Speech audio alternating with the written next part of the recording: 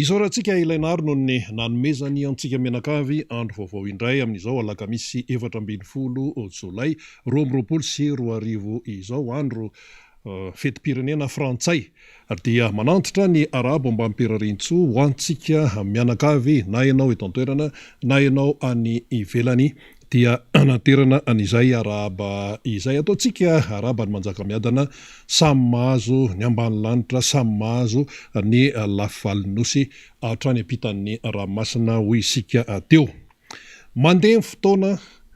ary anatiny izay fandehanan'ny fotoana izay no ahitana sy atsapana sy iainana fa tena mesarotra ny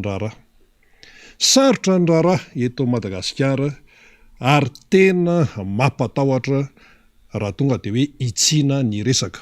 Tsy fotoanany hoe family voliana intsony zao, tsy fotoanany hoe fanafisafona intsony zao, fa rehefa tena jerenao zany banky tokana indray mijery fotsiny ny fiainam-pirenena, ny fiainan'ny malagasy dia tena manahirana sy tena hoe mampatahotra. Le hoe mampatahotra io dia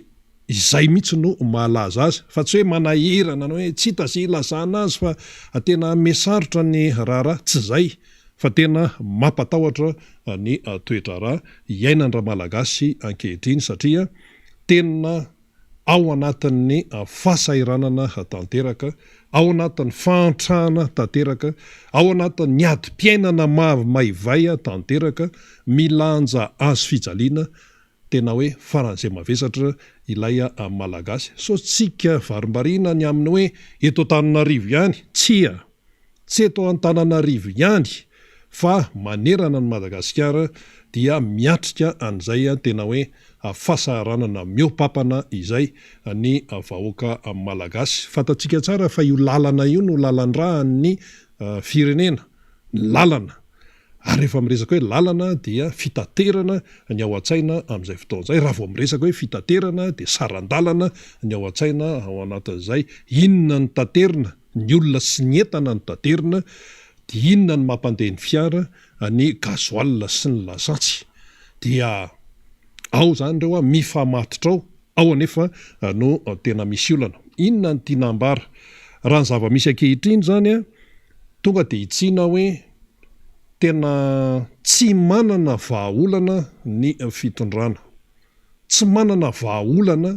ny mpitondra fanjakana manoloana n'ity krizy eto amin'ny firenena ity. Inona moa ny tadiavin'ny olona amin'izao fotoana izao? Ny tadiavin'ny olona, ny tadiavin'ny olom-pirenena, ny tadiavin'ny vahoaka tompoko dia tsy misy afa-tsy ny maloana ny olana zany dia inona? Solution concret. Vahaolana miatraika mivantana any amin'ny fiainana izay ny tadiavina. Vahaolana miatraika mivantana any amin'ny fiainana. Ny vahoaka malagasy efa fantany zavatra iainany isanandro vao mivoaka ny trano izy dia efa fantany zavatra miandry azy hoe zao ndray mitady vola sy ny sisa. Fa le olana izay iainany, izay mitombo, inona ny tadiaviny? Ny tadiaviny dia vahaolana miatraika ny vantany any aminy ka atsapahana hoe raha ty zany le olana dia izao ny vahaolana. Fa ny zavatra mbola atolotra azy indray, atolotra an'le vahoaka indray dia fampitahorana ny amin'ny hoe tandremo tsara fa zay ohatra hoe tena mampiakatra miopapana ny vidinetana sy ny sisa dia misy sazy mifanararotana ka io no fanjevo le raharaha satria tsy fantatra intsony inona natao hoe fanararotana. Zay ane zao no fantaniana mipetraka, inona no atao hoe fanararotana? Omeo kely hoe ny definition an'izay, famaritana an'izay satria samy manana ny masokarenany izay volalaniny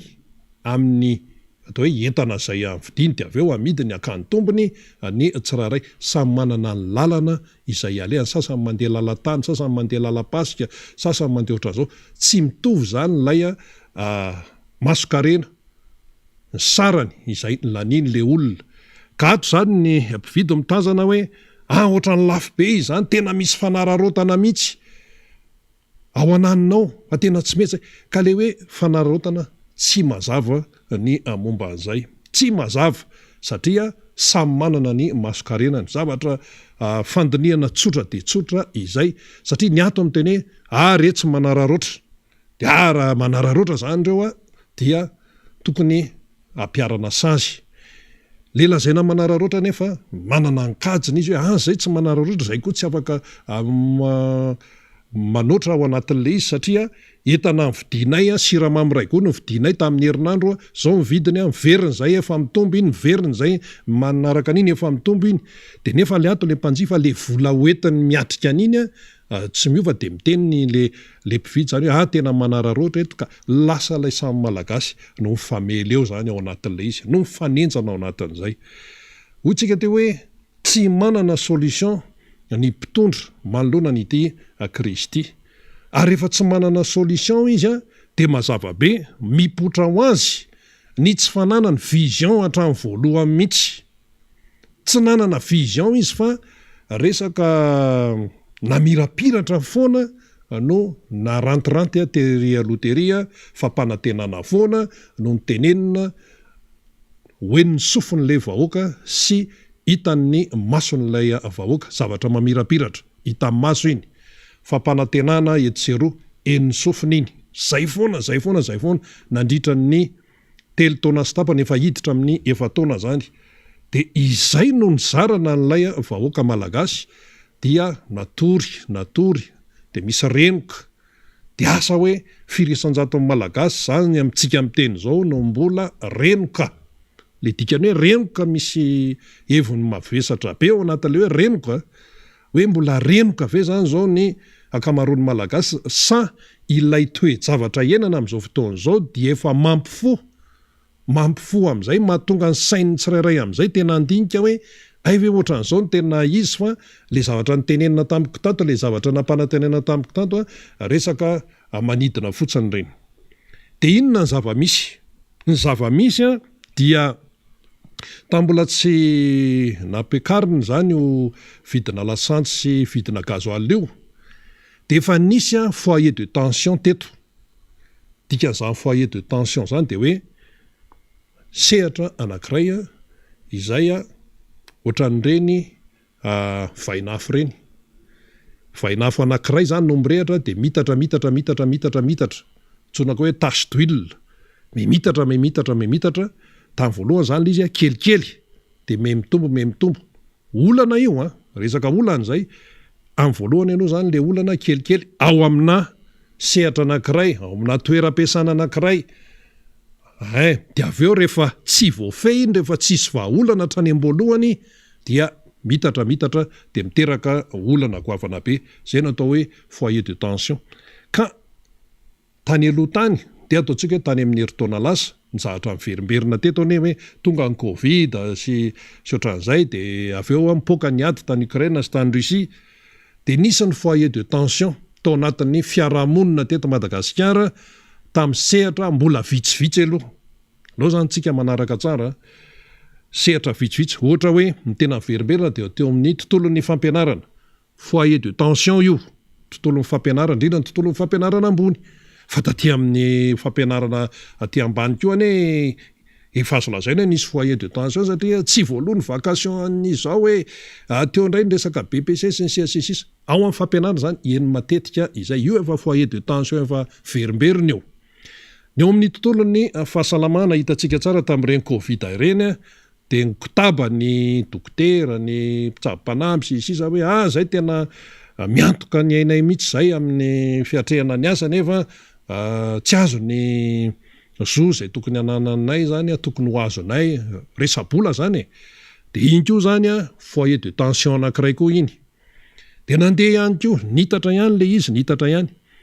de reny nefa tsy voava ireny olan'ireny dia ny mitranga amin'izao fotoana izao indrindra tamin'ity vonkitihan'ny fanjakana ny resaka hoe viditsolo-kity misy moa miteny hoe ka io ne tsy maintsy niakatra io fa tokony nakanatra am'izay tsy any ny resaka fa ny resaka de zao fotsiny hoe mpitondra mahay no tadiavin'ny olona satria karamaina ny vahoaka ny mpitondra fanjakana. Karamaina ny ireo karamaina. Omena fiara, omena zao, omena zao, omena zao. Fa ny zavatra iainan'ny olona nefa fahasairanana isanandro. De inona ny zavatra misy? Mitombo ny foyer de tension amitsika am'teny zao ary any amin'ny zavatra tsy eritreretina akory de lasa misy foyer de tension na hoe misy zavatra miotrika, zavatra konokonina ary miteraka olana mitatra. Mitombo zany le foyer de tension amin'izao fotoana zao. Ary any amin'ny zavatra tsy eritreretina no isiny zany. Aiza ve? Any amin'ny artiste zao de lasa misy foyer de tension zany ao. Any amin'ny zavatra tsy eritreretina de mikitaba ny artiste. Misy aloha artiste tsy mikitaba fa tsy fantatra hoe maninona izy ny tsy mikitaba. Afaka manazava azy antony izy. Fa misy ny artiste mikitaba. Inona moa le hoe mikitaba? Zay tsy naharay ny vola, resa-bola ndray io. Zay tsy nandray volanay efa volana maromaro zay. Misy zavatra tsy mety ao. Misy mitsabaka amin'ny tsy tokony hitsabahana. De mikitaba ny artiste. Dikan'izay zany de misy olana ao. Misy olana mila vahanao. Zany hoe lasa foyer de tension koa zany ny any amin'ny tontolon'ny artiste eto Madagasikara. Ary sao tsika mieritreritra hoe mandeha ho azy ny probleman'ny artiste io tandremo eto de miteny zay hoe tandremo fa na hoela na hoaingana tsy maintsy ho avy ny fifidianana. Iza ny candidat tsy mampiasa artiste? Raha zay fifidianana efa natrehantsika PDB zay, na fifidianana filoham-pirenena, na fifidianana député, fifidianana sefim-pokotany any angamba ny tsisy artiste ko sefim-pokotany keo moa tsy fidiana. Fa na vao miainga ao amin'ny fifidianana ben'ny tanàna de fa artiste. Zao nefa le artiste tratran'ny olana tsy voalony zoany, tsy nandray vola mihitsy. Tonga de nitsiny Samuel mihitsy tamin'ny interview zay nataony zany namany PDB ny artiste reo.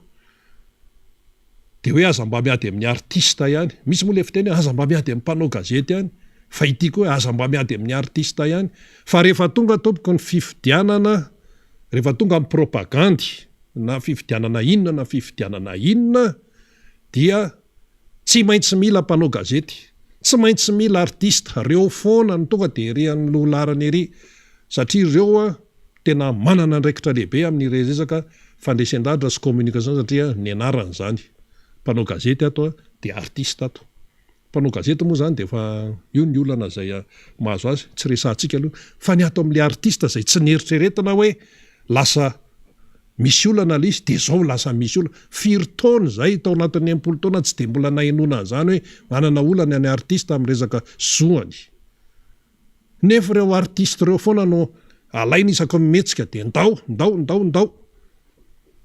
Na eo amin'ny resaka raharaham-pirenena io, na any amin'ny resaka fivavahana io, na resaka ina de artiste.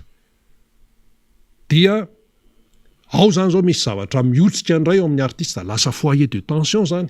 Ilay tontolon'ny artiste amin'izao fotoana zao zay zavatra tsy neritreretina mihitsy. Zay no manamarina hoe tsy manana vision mpitondra, tsy manana solution mpitondra, fa de hoe mandeha fotsiny ho azy amin'izao de hoe eo am-pandrasana mahita ny atiny. Tsy mety zany amin'ny fomba fitantanana firenena tompoko. Hoe eo am-pandrasana mahita ny atiny raha firenena no entina, indrindrandrindra ohatran'ny Madagasikara, tsy mety zany fa zay ny antony hoe vinam-piarahamonina, projet de société, hoe misy zavatra mipetrapetraka tsara. Fa ny fanatanterahana ny tsy ao. Tsy araka ny tokony izy fa manjaka loatra ny fitiavan-tena, ny ihany, tsy misy ny fitiavan-tanindrazana. De inona ihany koa, akoatran'ny artiste zany de misy foyer de tension izay mipotra ihany koa amin'izao fotoana zao, akoatran'ny efa le nahazatra hatramin'izay, resaka tsena, resaka mpivarotra. Marina hoe efa misy ny endrika fifanolanana tany aloha tany hoe momba n'izay mahakasikasika mpivarotra, mahakasikasika misy resaka hoe projet tetikasa atao dia efa miakatrakatra amin'ny feo fa samy manana ny endrika ny sehony arakaraka ny vanim-potoana. Raha hoe raisina zao ny teto Antananarivo renivohitra, betsaka ny ben'ny tanàna sy ny PDS mifandimby teo, dia fahita matetika le hoe fifanenjanana eo amin'ny ampivarotra amina toerana anankiray. Fa ny amin'izao fotoana zao hafa mihitsy. Ahoana ny mahafa azy? Ao anaty krizy Madagasikara fa lasa misy zavatra mitselatra indray atsenanatsy. Ohatra zany zao io resaka hoe petite vitesse io. Io resaka petite vitesse io zao de manina hoe misy tetikaza tsy maintsy atao resaka téléphérique, mametrahana pylône zay de mitabataba ny mpivarotra. Mety hoe ao amin'ny petite vitesse le raharaha no mitranga. Ao no kitabataba sy ny rehetrarehetra menomenona mpivarotra zay ny tsy tonga teto e. Fa tany hatrany amin'ny 1996 zay ny teto efa nanajary teto, ozy le mpivarotra amin'ny petite vitesse zany tany amin'ny Pôsary zay taloha naverina eo daholo ny tantara tany aloha tany. Dia tonga nefa ato ny fitondrana amin'ny teny ty misy projet ana téléphérique zao de ao zany atao hoe mifanenjanao. Fa le fifanenjanana de inona koa zay? Foyer de tension zay. Zany hoe zavatra mikonokonona ihany koa, zavatra mitsefotra de mitatra de nga fantatra zay efa rany io indray. Na hoe ahoana satria le mpivarotra ny tonga de miteny io tsisy resaka mihitsy hoe izay atoky politika zao anatoky politika zao, fa any amin'le finanany, any amin'le fidiram-bolany, any amin'le asa-piariny le mpivarotra ny voadona de miteny alahelo izy. Atokilany nefa ny mpitondra manana an'le projet zay eritreretiny hoe tsy maintsy atao ty, de lasa am'izay miditra am'izay de aiza zany ny resaka zololombelona, de aiza zany zao sisisy. Ny ato miteny hoe ty projet tsy maintsy atao ty. Izy koa efa sinieko, efa vita siny tany Frantsa ny resaka téléphérique io dia fanjakana zany manana an'izay fomba fijeriny zay sy fomba fiasany. Hoe tsy maintsy irsony ty raha io fandehana io zany zao de ny fanjakana hoe tsy maintsy irsony ty téléphérique ty na efa be de be ara ny fitenenana eto sy aroa de io izy io. Fa ny ho avy point d'interrogation ngeza be. De aloha raha tsika kely aloha ny fanadihadiana nataony MBS Radio Mada momba ny tia resaka tetsy amin'ny petite vitesse ty, ahitantsika hoe inona ny zavatra nitranga tao ka anamarinatsika hoe ny tontolon'ny tsena ihany koa zany sy tontolon'ny fivarotana io de lasa foyer de tension anankiray ihany koa ndao ary.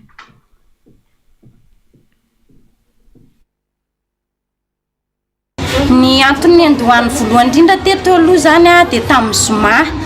Rehefa tonga teto izy de itsy ny teny izy fa naka zavatra pile reny izy ny teto de nandrefy. De mbola nanontaniako izy tsy niresaka de nefa tena ohatrany mba tezitra am'izay zany nanontany hoe ianao ne eto amin'ny devantsena koa ianao manao zavatra io, nefa de manino ianao tsy mba miteny amiko na mba manazava hoe zay madama de anao zavatra ohatran'izao eto amin'ty toerana misy anao ty. De tonga moa ny alatsinainy misy vazaha 5 sa 6 miaraka amin'ny mpandika teny ray nanao resadresaka momba ny Madarella City teto. De tonga ndray ny maly ariva de anteny zany hoe maninona inona meseny tena antony fa maninona nareo miverimberina tampoka nefa tsenako anety ampivoatsena mety zavatra ataonareo ty de ozy izy hoe hitanao madama ozy ny zavatra atao eto de tongona téléphérique 3 metatra eto aminao ary 10 metatra miala manodidina anao. Ka inona mataitra anao an'izany fa raha mila fanazavana ianao de mandana makany le bentsena na porte 15 amin'ny commune. De zay zany ny zavatra mba mahalasa ny sainay tompoko hoe zay ve mpivarotra nefa tsy mba misy hoe firesahana fa fifampilazana alohan'ny anaovany zavatra fa tonga de didy hoe io zavatra io tsy maintsy ho atao na manaiky ianao na tsy manaiky. Toy izay ny zava-nisy tetỳ amin'ny tsena ny petite vitesse nanomboka ny zoma teo. Raha ny fanazavan'izy ireo dia 10 metatra manodidina ny poto no tsy azo asiana mpivarotry intsony. izay indrindra no antony nahatonga ny fitokonany mpivarotra eto amin'ny tsenany petite vitesse androany tsy manaiky ny ametrahana ny poto eto araka izany ny mpivarotra. Misy tetikasa tina tanterana dia tsena dia miteny avy hatrany ilay olona teknisianina miteny hoe manomboka androany zay a dia tsy mivarotra anaovana le tetikasa teleférika zay sa tsy zay izy tsy ekenay zany tompo satria izy zao mazava tsara aloha mazava tsara zahay a tsy manakana ny tetikasa fampandrosoana fa alao tetikasa fampandrosoana ho tombotsoany be sy maro fa tsy tombotsoan'olona manokana na tombotsoany izy atsisy alao mazava azy resaka fa izay mpivarotra tompo dia malagasy mitovy amintsika rehetra reo fa tsy tombotsoany izy akoa fanaovana zany teleférika zany izay malagasy rehetra na izana ianao samy mana tombotsoany zany fa izao raha famiteny asa fivomanay tompoko ny tetikasa tahaka izany a mba tsy rariny any azay mahatonga anay manao hevitra ankehitriny hoe tsy mety aminay natsanga-javatra tahaka izany a natao hoe teny viditsena. Hitanao hoe fanondranay maly andiranany zany izay mpivarotra aloha hatreto satria efa leo mivoafitaky ny commune izahay satria tsy nampandrenesiny izay mpivarotra rehetrarehetra petite vitesse nefa nanajariana petite vitesse tompo dia teo amin'ny 1996 zay nefa teto amin'ny petite vitesse jusk'izao ndray a mbola misy fanakorontanatsaina fanakorontanana mpivarotra donc zany le izy a tsy mety aminay le ataony zareo commune. Nanakatona tsena mihitsy araka izany ny tety amin'ny petite vitesse androany ho fanehoan'izy ireo ny fanoherana ny fametrahana ny poto ato anatin'ny tsena. Zay le fitarainana sy fanohan-kevitra nataon'ireo ampivarotra zany atao amin'ny petite vitesse tamin'iny resaka hoe ananganana poto anaovana teleférika sy ny sisiny dia hoy tsika hoe fa iza moa reny olona miteny reny reny mitarainy reny malagasy reny tompoko ao anatin'ilay a fahasairana ka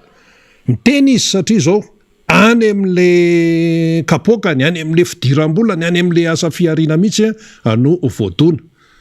tsy misy milaza mihitsy zany teo hoe va amin'ny atoko politika zao ndray misy ambadika politika ny antsika mantsy rehefa mizatra amin'izao dia hoe misy ambadika politika io misy ambadika politika io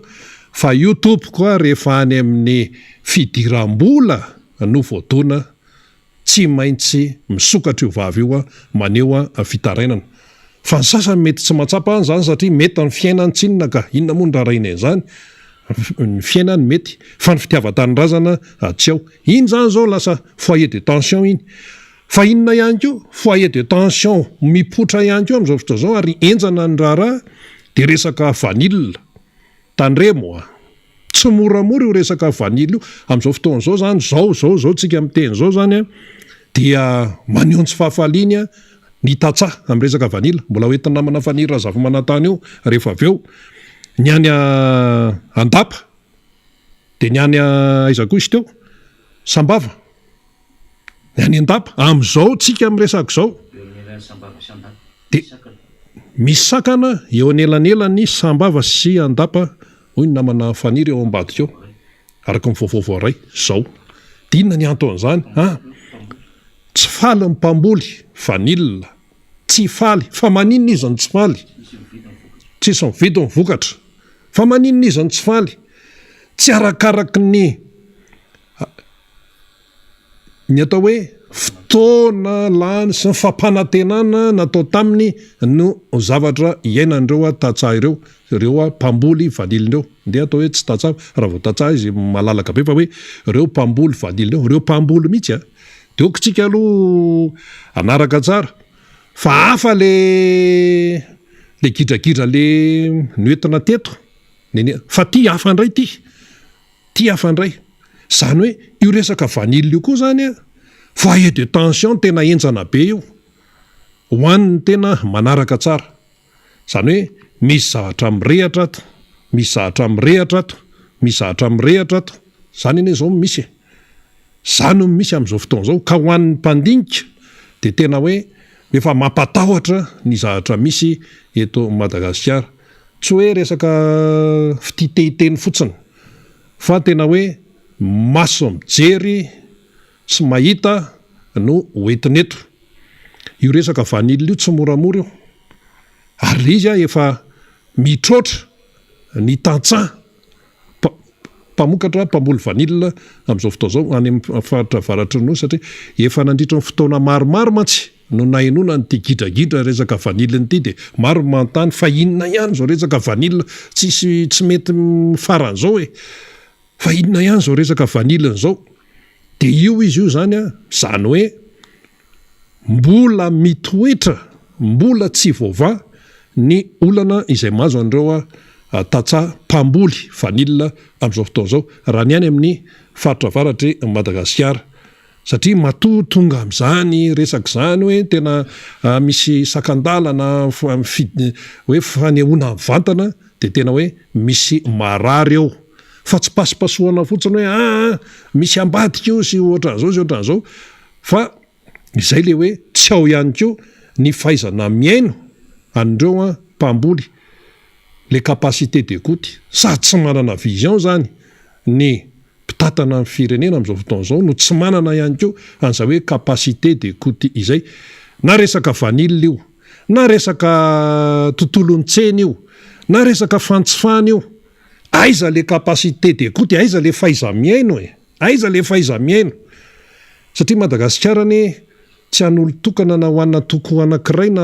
ho an'ny sehatra anankiray so fa iarahany rehetrarehetra mila enona fa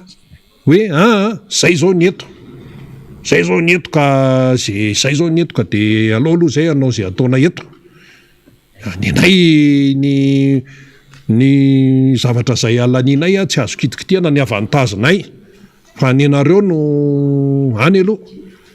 ary zay zavatra tsapa amin'ny zao fotoana zao eo ny resaka tsena foyer de tension io ao ny resaka lavanila zay tena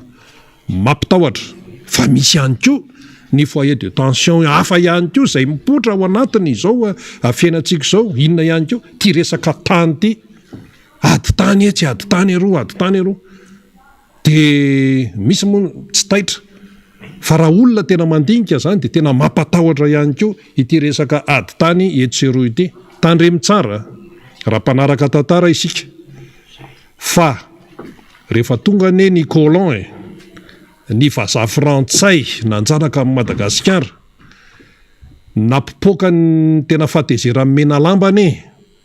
de io resaka tany nalain'ny colon io tonga avany ny vazaha de hoe anay ty mialinareo fa zay zao ny eto zay mamboly eto zay mamboly jorofo eto zay mamboly kafe eto zany nataon'ny colon tamin'izany taona 1970 zany dia ny atao hoe tany mantsy tany razana ny ira-pirenentsika raha hoe ry tany razanay malala ry tany razanay malala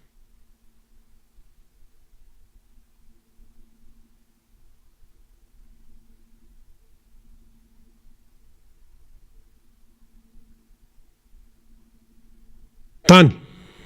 taloha ny colon zany no tonga de hoe avy avany de hoe mialinareo fa anay ty zay mamboly eto fa amin'izao fotoana zao tsisy colon zany tsony sa ataontsika hoe colon amin'ny endriny hafa de voatonotony hoe resaka karany voatonotony hoe gasy mahitahita voatonotony ny amin'izao fotoana zao zany zany le endriky le izy amin'izao fotoana zao misy foyer de tension enjana be ao anatin'io resaka tany io ihany koa zany inona ihany koa ny foyer de tension misy amin'izao fotoana zao hatrany amin'ny resaka diplomatie de misy resaka foyer de tension koa misy olana misy afo manomboka mirehatra resaka diplomatie zany tena raha hoe misy ny crise teto amin'ny firenena ndaony ataontsika raisina any amin'ny 72 inona koa 91 2002 2009 zay zany ny crise efa nandalovantsika daholo zany teniteneniny zany fa ngany teo amin'ny resaka diplomatie raha miresaka hoe ministère-ny affaires étrangères ngam mbola nahainao zany hoe grève be manadala be zany tao amin'ny ministère-ny raharaham-bahiny nanisy crise ary teto crise tamin'ny fifandraisantsika ny tany ivelany no nisy tamin'ny hoe politique akapobeny fa raha hoe ministère-ny raharaham-bahiny zany tsisy an'izany hatramin'izay fa sao lasa hoe migrevy ny ao amin'ny ministère-ny raharaham-bahiny resaka diplomatie ny dikan'izany resaka fifandraisana amin'ny any ivelany ny dikan'izany inona ihany koa resaka visa resaka fiandrianam-pirenena zany hoe ministeran'ny raharaham-bahiny zany, resaka mifanerasera amin'ny masovoam-pirenena ny ivelany zany.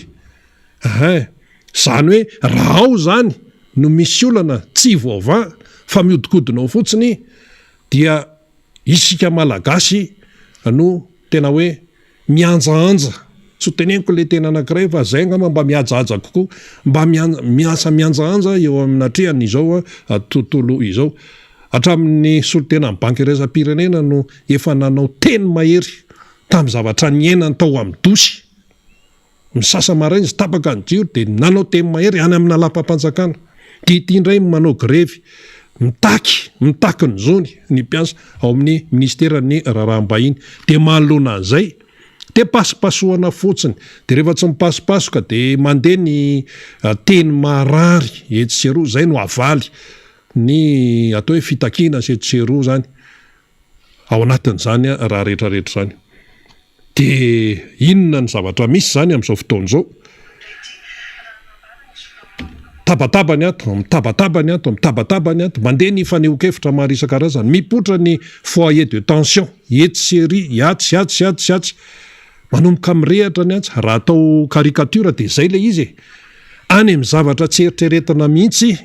no lasa misy olana zay tsy sehatra tsy nisy olana hatramin'izay. Inona no mahatonga an'izay? Matoa zany mipotra ny tension etsy seroa dia tsy misy mihitsy efa nitenentsika teo, tsy nanana vision mihitsy ilay mpitondra ny firenena. Zany mety niteny izy tany ambolohany tany hoe anao an'izao velo rano be dia be ne reny hoe be velo rano sisa.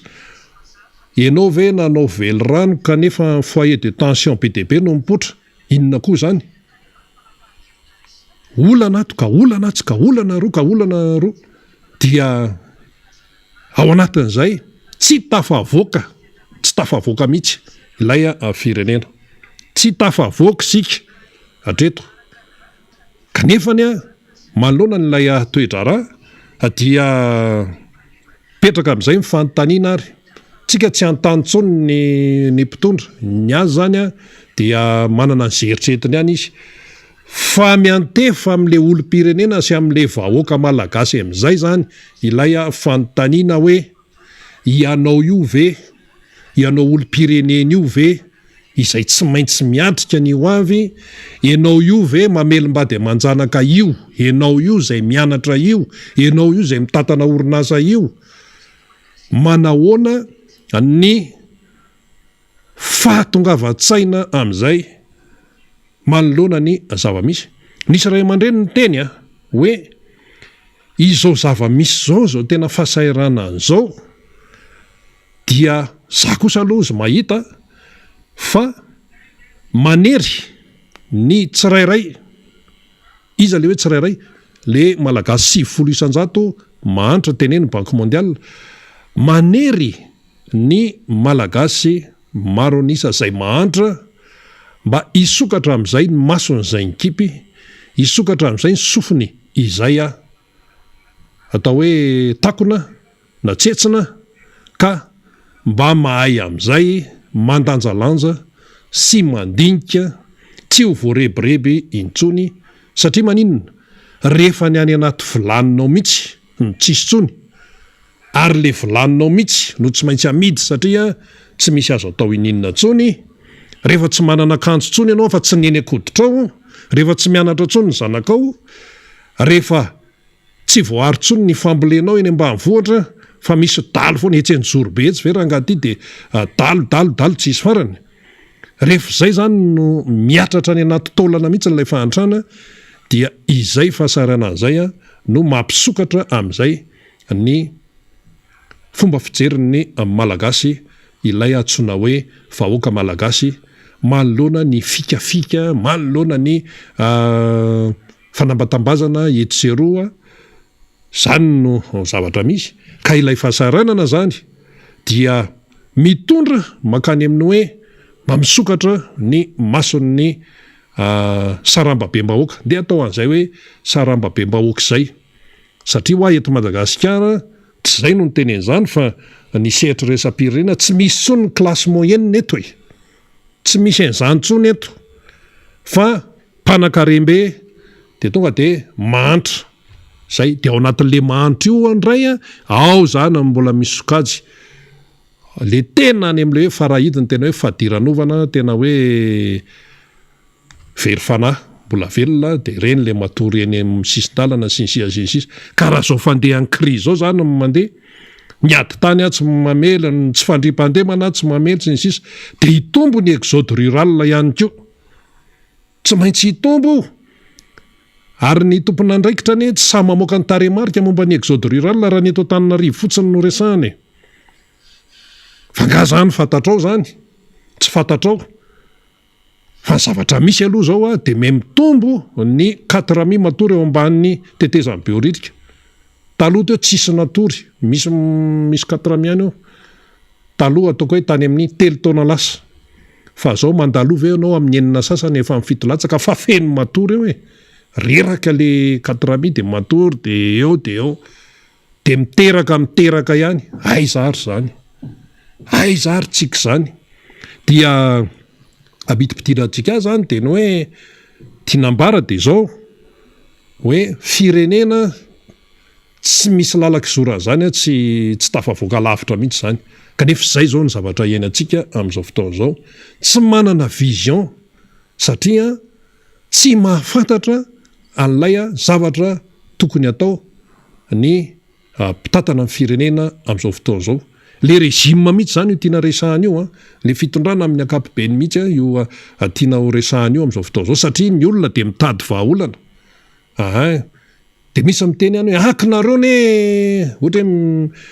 hoe ny mpanohatra zany dia le mpanohatra amin'ny mpanohatra zay le mpanohatra amin'ny mpanohatra izy moa mpanohatra amin'ny mpanohatra fa tsy ny mpanohana amin'ny fanjakana ny mpanohana ny mpitondra fanjakana zany dia miteny nareo tsy manome solution mihitsy nareo tsy manome solution dia averina eto indray nareo no mitondra eo ary nareo ihany no miteny hoe zay zao ny eto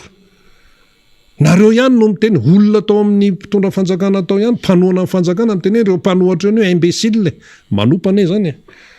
dia eny ary nareo ne resilave nareo zao zay teny mara rehetrarehetra ny nona fotsiny zany fa zao mivokany zao le izy tsy resaka hoe fandatsy eto na ohatran'izay fa ny firenena no hojerena président Marc Ravalomanana teny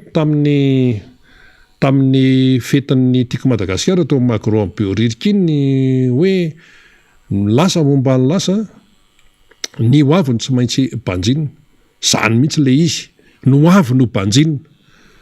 fa raha hibanjana no avy zany ilay malagasy nefa le mpitondra azy na le régime eo tsy manana vision mazava tsy manana solution mazava tsara satria le solution izay solution concrète azo tsapahitanana no tadiavin'ny malagasy amin'izao fotoana izao efa maty izy efa maty le vahoaka solution tonga dia aingana fa tsy hoe mampiakatra viditsoloka ianao dia mitady argument ianao mitady hevitra ianao anazavanao sy anamarinanao tena ny amin'io ka io any ary efa elo ny tokony hiakatra ka io anie zao efa elo ny tokony hiakatra fa tena io ara mbola tsy vérité des prix io ara tsy tena tokony mbola ho vidin'ny solika akory fa zao zany ny zavatra eno fa inona moa ny andraikitry ny ilay antsony hoe vahoaka malagasy amin'ny ohatra hoe trosan'ny jirama inona moa ny idiran'ny vahoaka malagasy amin'ny resaka trosan'ny pétrolier resaka tsisy idirany zany fa matoa ianao zany mibaby trosa dia resaka tsy fahaizana mitantana izay fotsiny io tsisy raharahin'ny olona n'izay resaka hoe ady any Ukraine any sy vidin'ny baril any anana miakatra any miakamidina any zao zany zao baril zao eo manodididina $100 eo satria maninona ny olona ny ivelany any efa mitady solution izy ty adiny Ukraine sy Russie ty nga fantatrao roviny io ny farana tsy fantatrao io a dia tsy fantatrao ihany ko hoe mety misy krizy vaovao ndray hipotra eo aiza no afantaranao an'izany raha hoe krizy hoe loza voajanahary resaka tsunami ohatra tamin'ny fotoanandro ny tany Japon nga nisy nanampohan'izany e tsisy nanampohan'izany teo fa ny olona zany a rehefa hoe mitantana zany dia manana vision izy a manana fomba fijery lavitra izy fa ny nahatonga an'izao zao krizy enjana be zao dia niarahana hitsika fa rehefa mipetraka eo amin'ny fitantanana firenena ity rezima ity a dia zavatra hafa mihitsy no namaika azy dia io zany a dia hoe famalifalena asa roviana indray misy fety asa roviana indray misy fety dia ilay malagasy dia tezaina ao anatin'ny hoe fankafizana fety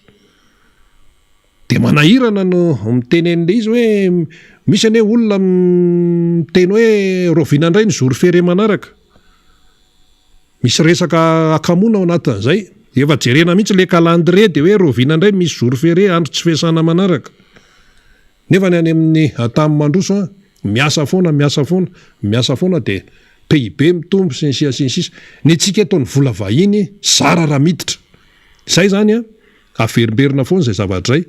ka ny tiana tenena dia hoe ny mpitondra fanjakana ihany no tsy mahavaolana izy aloha dia noho le tsy fahaizany mamahaolana sy fananany vision sy ny tsy fahalalana ny tsy fahaizana ny tsy fahavitana ny zavatra tokony atao a dia normal be eo isika raha mipotra ny foyer de tension et série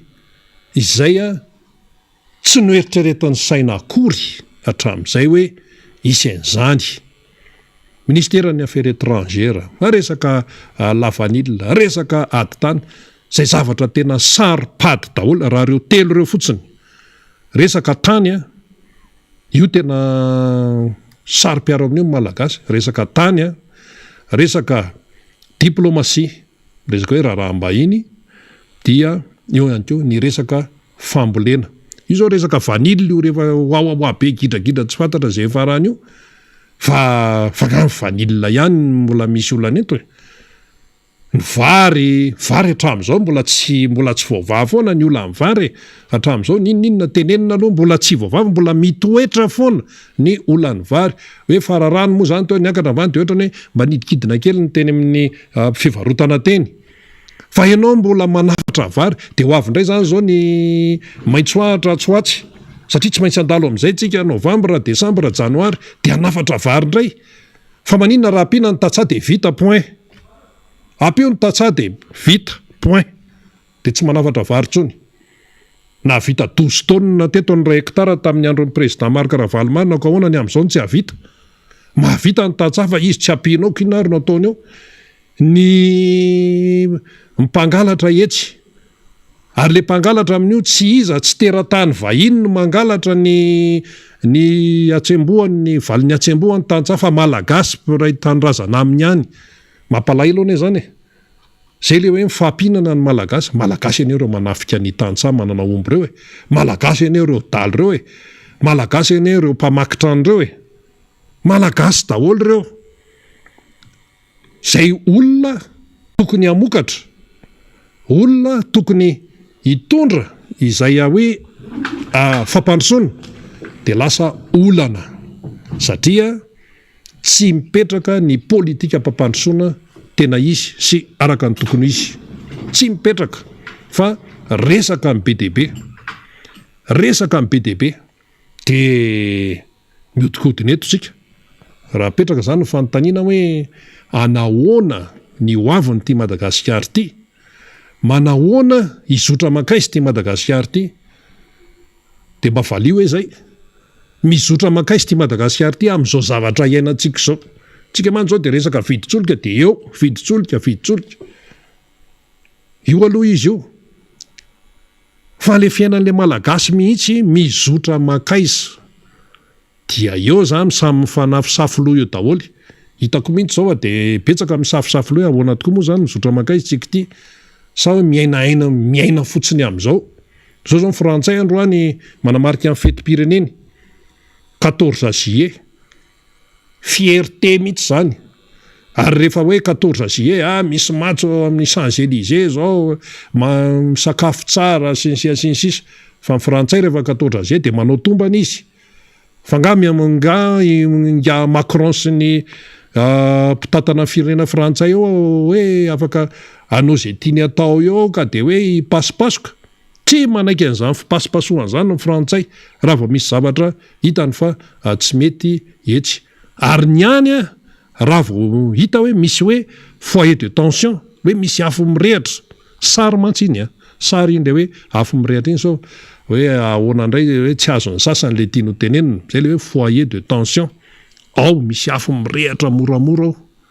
ao dia rehefa tsy voava ny olana dia mitatra dia afo miredareda ny hafarany dia mainitrano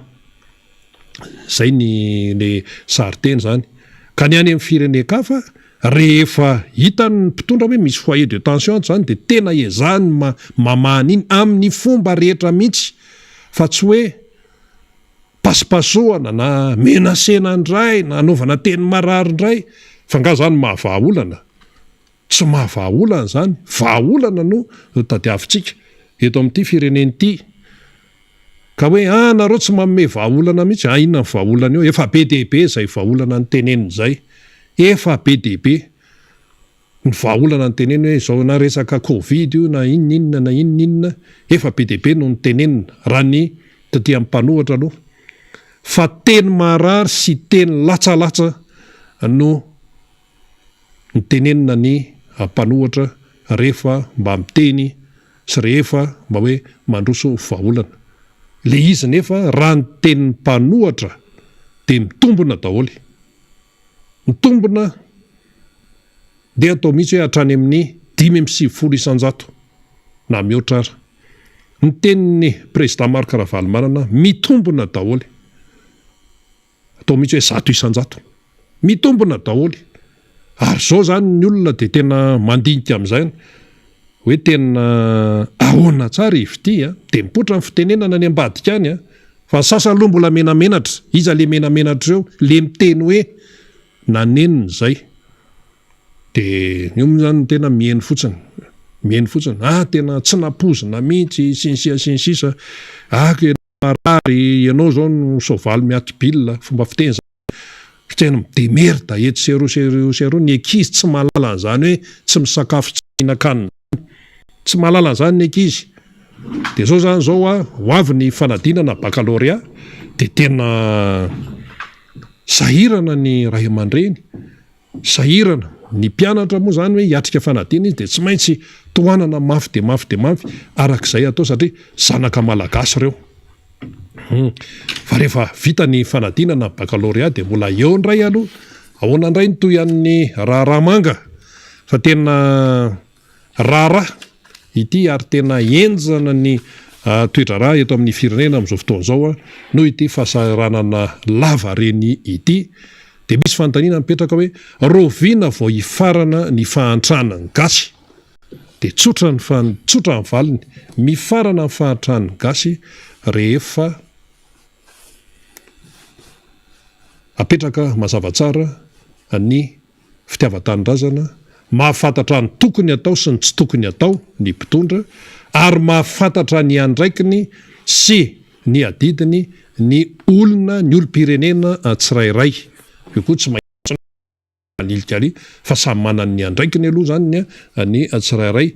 dia mba okizay ty le hoe mora tsipatsipazana zavatra kely ity zany andraikitry ny olom-pirenena tsipazana kely en'izao tsipazana kely en'izao dia eo dia falifaly ianao anatin'ny 2 minitra falifaly ianao anatin'ny 2 andro falifaly ianao ao anatin'ny herinandro fa afaliana miserana ny ianao fa ny tokony ho izy dia afaliana maharitra zay ny tokony ho izy satria tsy tokony hantra zany i Madagasikara ny ninona tenenina na ninona tenenina fa dia resaka tsy fahaiza izy hijerena ny hoaviny ity Madagasikara ity efa eto namana faniry raha zafy manantany miarabany namana faniry satria izy moa zany mbola niketriketrika zavatra maro to ary jery ihany koa nylay resaka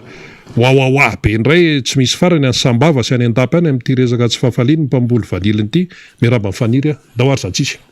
miaraba rina dia misaotranao ihany koa dia miaraba an'ireo teknisianina izay miara-miasa amintsika MBS ny radio mada ny mpanaraka mpijery mpiaino manerina izao tontolo izao ny kokoa tonga dia ataontsika faobe zany satria marobe tsy areo voatanisa fa dia hanaovana kokoa faobe isika menakavy a dia samy mandray ny tandrify arak'izay any fampiresaka ny fanena ny antso ary nangataka izany etona aloha zany rina dia hanaovana rahaba reo zandry zanaka izay nanala ny fanadinana bebe zay nivaly efa sisiko maromaro no nivaly tao anatin'ny andro vitsivitsy ary dia anisan'izay nivaly tamin'ny omaly alina izay zany ny teto Analamanga dia nisisiko Antananarivo renivohitra Valadrano Atsimondrano ankoatran'ireo efa mivaly tany amin'ny sisiko samihafa zany arabaina izy ireo ho an'ny mpiadina baccalauréat amin'ny herinandro ambony io dia aprosiana ary omena fakahirezana indrindra ho an'ny ray aman-dreny izay mikendry ny mba hatafita ny zanany ary dia manao izay ezaka rehetra amin'ny fampianarana zany na dia eo aza ny olana samihafa izay sedraina ankehitriny ny hitondrantsika ny fanamarihana ihany koa rina dia ny adidy samihafa eo anatrehan'ny zay hoe tsy maintsy efainy zay satria maromaro reo fantatra zany fa nandao zany anisan'izany moa zany ny rahalahy ny solombamoaka Toditsoa Andriamampandry voafidy teny amboribory tamin'ny fahenina kahirezantsika ny député Toditsoa zany satria nandao azy ny rahalahy zay zokony zany dia makahery député Toditsoa sy ny fianakaviana rehetra ny fianakaviany Olondrambelo tsy andinontsika fa dia anisany izay nitona paorina zay satria Olondrambelo dia mpano gazety ary diso fantatry ny rehetra ihany koa dia anaovantsika ny fakahirezana marobe ho ankiray tsika zany dia eo ampiandrasana solombamoaka ihany koa zay miara-dalana amintsika rehefa laka misaotran'izao ho avy izy fa mbola manao ny fandaminana kely vitsivitsy dia hiara-dalana amintsika rehefa aveo zay zany ny am'izay fa betsaka ny loha hevitra ho resahana efa natsidikirina teo daholo ny zava-misy isan'andro san'andro io tsy gaga sy tsy ataontsika mahataitra ntsony ny fandehan-draharaha sy ny zava-misy rehetra amin'izao fotoan'izao satria zay le pratika n'le fanjakana miseho amin'ny endriny maro le tsy faiza mitantana dia miseho amin'ny endriny samy hafa ihany koa ny fahasorenan'ny olona amin'ilay fitondram-panjakana sy ny zavatra ataony le mpitondra fanjakana ka efa ndraisahanao teo moa hoe ny zava-misy ny vaovao io maraina io dia voaraintsika zany arak'izay andefasana manana teknisianina azy eo any amin'ny commune rurale Maroamby dia any amin'ny fokotany Andrano Fototra zay zany le izy eo anelanelany Sambava sy Andapy izy io rina dia zao manko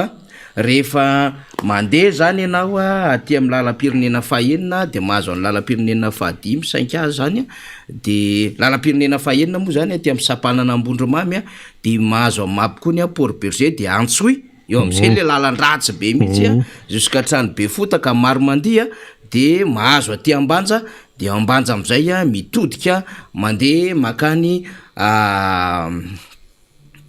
Deko zany fa iny lalam-pirenena fahenina fa rehefa avy aty indray zany na RN5 zany dia mahazo any Ambilobe zany Ambanja mahazo any Ambilobe dia mahazo amin'ny Vohemara dia mahazo Sambava fa amin'ny lalana tonga ny Sambava mihitsy zany misy fiolanana amin'izay makany Andapy fa rehefa tonga ny Sambava kosa nefa ianao misy lalana indray ihany mahitsy be makany Antalahy zany ohatrohatran'izay le topoan'le tanàna zany iny akaiky izy sa tsara be ny lalana Sambava Antalahy satria efa nataon'ny président Marc Ravalomanana iny ary tsy adino rehetra mihitsy 5,000 ny sarandalana tamin'ny fotoanandro fa izy niakatra zao mividitsolika raha ny vaovao azoko dia 7,000 ariary zany ny sarandalana Sambava Antalahy zany fa Sambava Andapa niakatra tsy fantatro izay mihoatra lavitra satria ray alina ariary izy teo aloha dia miakatra ambony zay mety 7,000 sy ray alina ve sa 7,000 sy ray alina sa 2 alina mety ho latsaka izay 2 alina izay fa eo anelanelany Sambava sy Andapa amin'izay zany problema be misy amin'izao fotoan'izao ambody mifototra io zany raha ny vaovao azo dia antsika moa zany miezaka maka ny sary satria dia misy namana mpanao gazety ihany koa zany zay manaraka akaika ny zava-misy any antoerana raha ohatra vonina avy le sarivaly le zava-misy any Andrano Fototra zany zay moa ny anaran'le tsy ambody mifototra fa Andrano Fototra afangaroko zavatra fa le izy io le izy ka zao le soratra eo hoe ry mpitondra jaina isanambaratongany a taterao a ny teny nolazaina fa mijaly izay vahoaka vidio ny lavanilinay amin'ny 75,000 ariary na 5,7 ariary na 5,7 arivo zay ny dikan'io tsy misy trosy na atakandro azafady mazava be le mesazyn'le vahoaka de io am'le sary io zany mahita paripaintsika de mahita vato barazena n'le lalana zany fa misy t-shirt io de t-shirt numéro 13 le t-shirt tsangan'le olona eo zany hoe misy mesazy mifanaraka am'le soratra zany rina ho atsika bijery ho atsika piaino hoe iny t-shirt iny de misy sarin'le numéro 13 zay filopinena am'izao fotoana zao hoe ianao ne nampananteny fa ampiakarina avy telo hoe ny vidin'ny lavany fa izy izy am'izao fotoana zao de misy barazy zany am'le lalana maro samihafa tamin'ny fakomaly tany lokoa de efa misy ankio lay barazy ary avy be lay tomponandraiky pahefana iza nanao an'io iza nanao an'io fa mihevitra amin'ny vahoaka kokombra le manam-pahefana de ohatran'izay le attitude tsy mba souple tsy mba hoe mampiseho zavatra mba misy fifanankalozan-kevitra mba ao anatina tension mazana be de ndehanao maintien de l'ordre ohatra ianao na sala am'izany a de ianao ndray manangatsandry am'le vahoaka fa izy ianao de na le communication entinao ara communication agressive ny entinao am'le olona le langazinao tsy mba mipitrapitra na mba mitondra hoe ndao ara fa mba ifampiresatsika fa avy eo ndray misy anankiray mbola manangatsapony midira daholo de ary miresaka manana ny fomba ilazany ange re vahoaka reo sy ny antony mahatonga azy hijoro hoe tsy mety maninona tsy le iandrajoelona nampanantena vanila iakatra avy telo eny tsy treromina manoloana zany hoe tsy mety ny zavatra nataonao fa le vahoaka mitaka le zony satria zavatra tokony fantatry indretra de fahinandreo olona reo ane zany lavan'izany fiainany zany fa potika mivarim-pananan'ireo olonareo am'izao fotoana zao tsisy mividy ary raha misy mivanga le lavany de 20,000 ariary 20 arivo rina 20 arivo raha ohatra ka misy mivanga 520 arivo zany zava-misy am'izao fotoana zao de nefa le olona nieritreritra hoe 200,000 ariary mividin'ny lavanila manta teo akarina avy tele eno izy mba tsy hogejain'olom-bitsy de nieritreretin'olona am'izany ane de inona 200 fois 3 600,000 ariary zany nieritreretin'olona ho lavanila manta zay ange ny dikan'izany teny zany fa tsy tonga am'izay le izy fa nenjera latsaka telo eny be tamy vidiny teo aloha ataontsika zany 75,000 ariary fois 3 rina mame ohatriny zay nenjera le izy zany ane ny zava-misy iainan'le vahoaka reo de tsy fahatson'le vahoaka raha ohatra izy mitaky am'izay satria efa nandeha tamin'ny matetetika 2019 2020 2021 ary efa nitabataba le député tao fa le député rehefa avy nitabataba de niovatra amin'ny langazony koa de io hitantsika io ny vaovao vao tamin'ny fakomaly tsika nahita vahoaka mitondra lavanilina voaka anarabe zao ndray zany any ambatony fototra indray zany misy an'izay satria tsy faly malahelo le olona ary ty vaovao zay mandeha samy hafy ity koa mamotika ny tsenany lavanila eo am'setritra isam-pirenena de tena makarary de ohatran'izao any fomba fijerin'le vahoaka misy vidéo ty eo am'ray minitra eo alefatsika izao ny fomba fitaraina ny le tatsa mitantara koa le tatsa hoe tsisy mivanga ny lavania ty aminay de lavany maro no bloqué amina magazin lavanila maintso tsy miresaka an'izany vaovao zany nefany le onja-pia sy ny gazety mpanohana le fitondrana sy manana andraikitra ao anatin'le gouvernemanta tsy miresaka an'izany vaovao zany ny onjam-pirenena sy ireo zay miaraka amin'ny fitondram-panjakana fa ny vaovao resahany de hoe tato amin'ny commune zao tsy raidray kely zara fa misy tato amin'ny fokotany plutôt no resahany fa tsy anrery ny mpamokatra lavany satria efa vaky ny lavany le vaky tiatsika resahana zany de hoe sokatra ny tsena nanomboka tamin'ny fahafitony volana jolay tany sambava tany asava talohan'io efa nandeha ny tany ambanja fa mbola betsaka amin'ny fimenomenona ary akoatran'izay tsy fahaizan'izy ireo mamahany le olana tarabe ny famahany izy ireo an'lay a tsena andavan'io tokotoko ny tany amin'ny talohany 4 jona tany fa efa matoy ny lavanilona amin'izany fa taty aorianan'izay vo ny sokafana le tsena ny lavani dia ohatran'izao ny fitaraina ny tatsa ary mitodika aminao andriamatoa filohan'ny repoblika io olona rehetrarehetra misadrese aminao io dia satria anao nampanantena dia zagaga raha mahita t-shirt numéro 13 ataon'olona miaraka amina banderole ary azagaga raha ohatra ka misy olona misadrese mpamboly tatsa satria nampanantena le filohan'ny repoblika dia ohatran'izao ny zavatra nambarana enotsika ary i ataon'ny lavany aminay aty président izy ke igny mbola tsisy olo mpivanga na haraiky tsy mandeha mivanga lavany hato mbola tsara nataony tsena taminay aty tsara nisy katikaty na taraiky efa nanomboka tamin'ny dimanche jusqu'à zao igny magnanjay azafady tanaty téléphone magnani zahay vola bon zahay vola aminao président atsika ty sambolo be donc izy koa tonga donc mifangarikitry fô fa aza vandesan'olo aby mavandivandy aminao anao fa zahay ty sahiragna ny mpamboly aminay aty lavany tsisy mpivanga hatram'izao nangala hely ny fikambanagna 2 tonnes 3 tonnes de lasagna zare fa ny mpamboly jiaby izy tavela io ka ny raha tokony vaholagna aminay aty ny fahitavanay azy ivahahagny i CNV zay alava koa CNV io fa iny tsy manjary raha aminay aty avake faharoa am'izagny amez agrément io aminazy jiaby tamin'ny lasagna igny ambilaza re ivanga alavy $250 fa izegny tsy mampandeha raha izy koa magnano ty fao zahay tsy faly zegny tokony koragnina raho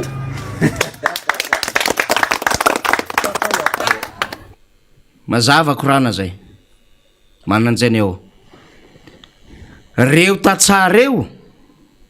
nampanantenaina tamin'ny 2018 fa asondrotra ny vokatra lavany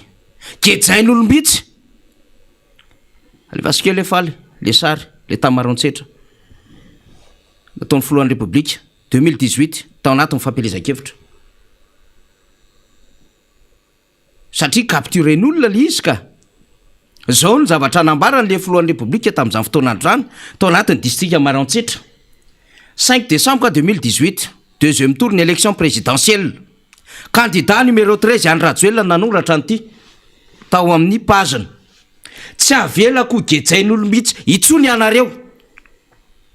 eo dia tsy mazava fa iza ny olombitsy nanageja n'le tatsa nefa le vokatra le tatsa la vanille verte novidiana 150 à 200 000 ariary 50 na 200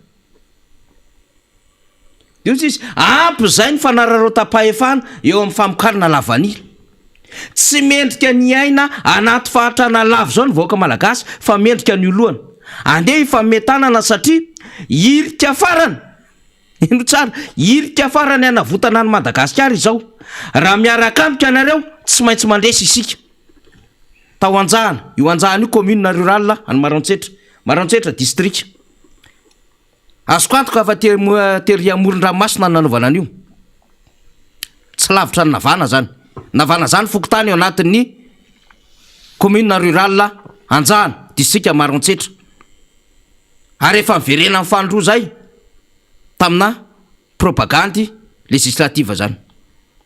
dia nampananteny izy fa hoe tsy avelako gejain'olomitsy itsononareo ampy zay fanarotapahefana momba famokarana lavanily inona le fanararotapahefana inona le fangejan'olombitsy tsy zao zava-misy zao ve no endrika fanarotapahefana ary nahitsy ny teny député Roland Latsiraka tamin'ny fasafasiny ny député sy ny gouvernement hoe monopolisenao andriamatoa ministra sy ny fanjakana resaka lavany zay ny vatana tamin'ny ministre ny industrie sy ny commerce sy ny consommation izy tamin'izay fotoan'izay tsy zao fitotongana ny vidin'ny lavanily zao ve sy ny adevitra rehetrarehetra amin'ny fametrahana ny conseil national de lavany io ny teneny le tatsa teo hoe aoko zay ty CNV ty manapaka anay ary sokafo malalaka ny agrément fa tsy amin'ny olona zay mifankahazo amin'ny fanjakana sy zay revirevo ny fanjakana nanomezana izany ahoana tokoa moa ny agrément tsy mivoaka mpandrara izy andeha hividy lavany amina miliara rehefa avy eo mangataka ny azona le agrement hanondrana tsy mahazo izy pertan volana manahirina nge zany raha zany de ty ny zava-misy tany Antsohy le anankiray indray faly le farany teo na lefako teo tany Sambava sy Andapa fampanantenana tamin'ny maro antsetra fa zao no navoaka ny mpanao gazety Sotoma atao anatin'le radio mangarahara manana ny fomba fijeriny ray izy anatin'ny vaovao zay azon'izy ireo de hoe tsy tsiketo le izy vakina amin'ny tsiketo le izy hoe potika tanteraka le faraparan'io fa ny tsena ny lavan'io satria tsy araka le vidiny zay nyresahana 75 000 ariary ny vangahan'ireo a mpanangom-bokatra azy alafoa ianao te ametsiny hoe marina ve sa tsy marina le tsifo le ray le farany voilà ty io izy io amin'ny alalany ty paziny radio mangarahara ty ny sotomantsika ny ty vaovao ty atsatra midola mandry tsara potika ny vidiny lavany tsy voadra ny fetsafarany ozy izy ambany napetraka ny fanjakana ny vidiny lavanio 75 000 ariary ao atsatra midola mandry tsara manodidina 20 000 ariary hatramin'ny 30 000 ariary ny vidiny lavany any toerana am'izao mbola eo ihany ko ny triazy mafy be potika araka zany ny vidiny lavany ka matsiaro mijaliny tatsa de sotontsika tao anatiny ty paziny radio mangarahara ty any amin'ny faritry Sofia ndray zany kofa miteny anao zany mandry tsara Antsohy mapokony Port Berger na lalava be alanana any faritry Sofia zany zany hoe saika manerina Madagasikara zany ny situation misy am'izao tsika miteny zao Rina Rabe Mananjara tsy mitondra mihitsy le izy fa ino zany fahatsarana ho amin'ny fiainan'olona fa fahampitehana misy au contraire be mihitsy tamin'le zavatra nambarana le filohan'ny repoblika hoe tsy avelako gejain'olo mihitsy sy le hoe lasa miteraka gejaina lasa misy olona zay misehatra manokana ao anatin'le izy ka tsy azony vaoka tompony fa tay zary ianao ny problème an'le filoham-pirenena manko tsy nanana culture politique ary tsy mba nandeha nitety tanàna tany ambanivolony tiako ambara am'izay ka tsy nalala le réalité sur terrain fa raha ohatra ianao nidina sur terrain de nafantatra hoe ny fiainan'olona manao lavanisy manao jirofo dia hainao zany raha ohatra ianao mandeha ny boeny de mahafantatra ianao misy lojo any misy black ice any raha mandeha tia mapokony ianao Port Berger de mahafantatra ianao fa mbola resantsika fa misy olona mampimebe any Port Berger any manao ny ataony manjakazaka efa fantatsika ny tiako ambara am'izay izy andray ny manana anjara am'izany ny seho azo tompa efa neto Madagasikara satria isika moa dia lasa sahirana amin'ny fitantanana firenentsika satria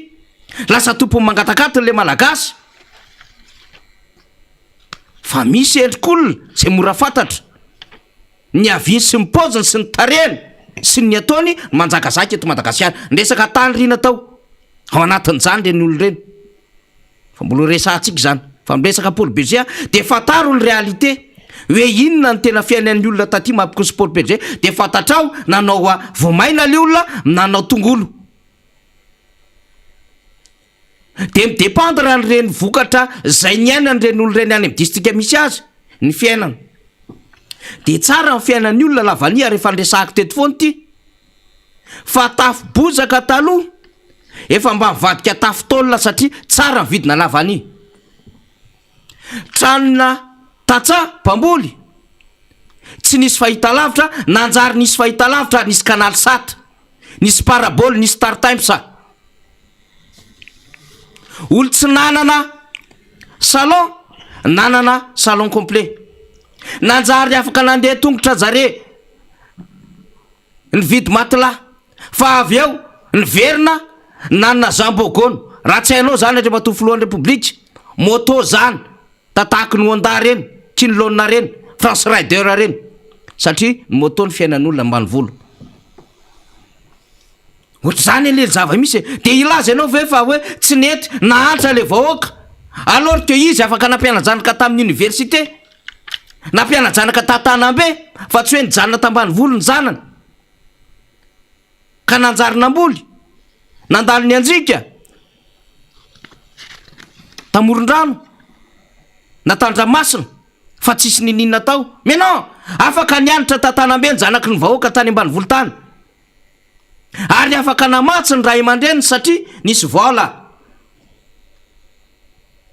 ary mba afaka nividy radio tsara fa tsy radio barinjaka radio karta kely zany koa raha tsy hainao ny aina zany le vahoaka tany ary tany am'ireny ambany volo reny tompoko nisy an'izany hoe malemy aminay rehefa tsy hainao koa dikan'izany de dikan'izany de hoe mahatakatra prix ambonin'izany ka raha mividy labera bouteille ray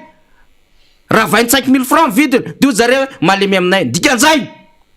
tsisy dikany aminay zany afaka mivanga labera même 75 000 francs bouteille satria misy vola le olo bandy kely 20 taona ane manana 200 300 400 millions amina tsena andavanio fa zao perte amin'ny fiainan'le olona de tsy tonga saina am'izany le fitondram-panjakana fa milalao communication fotsiny de lazay fa tsisy nety daholo nataony teo aloha de atsangana CNV 30-35 omena agrément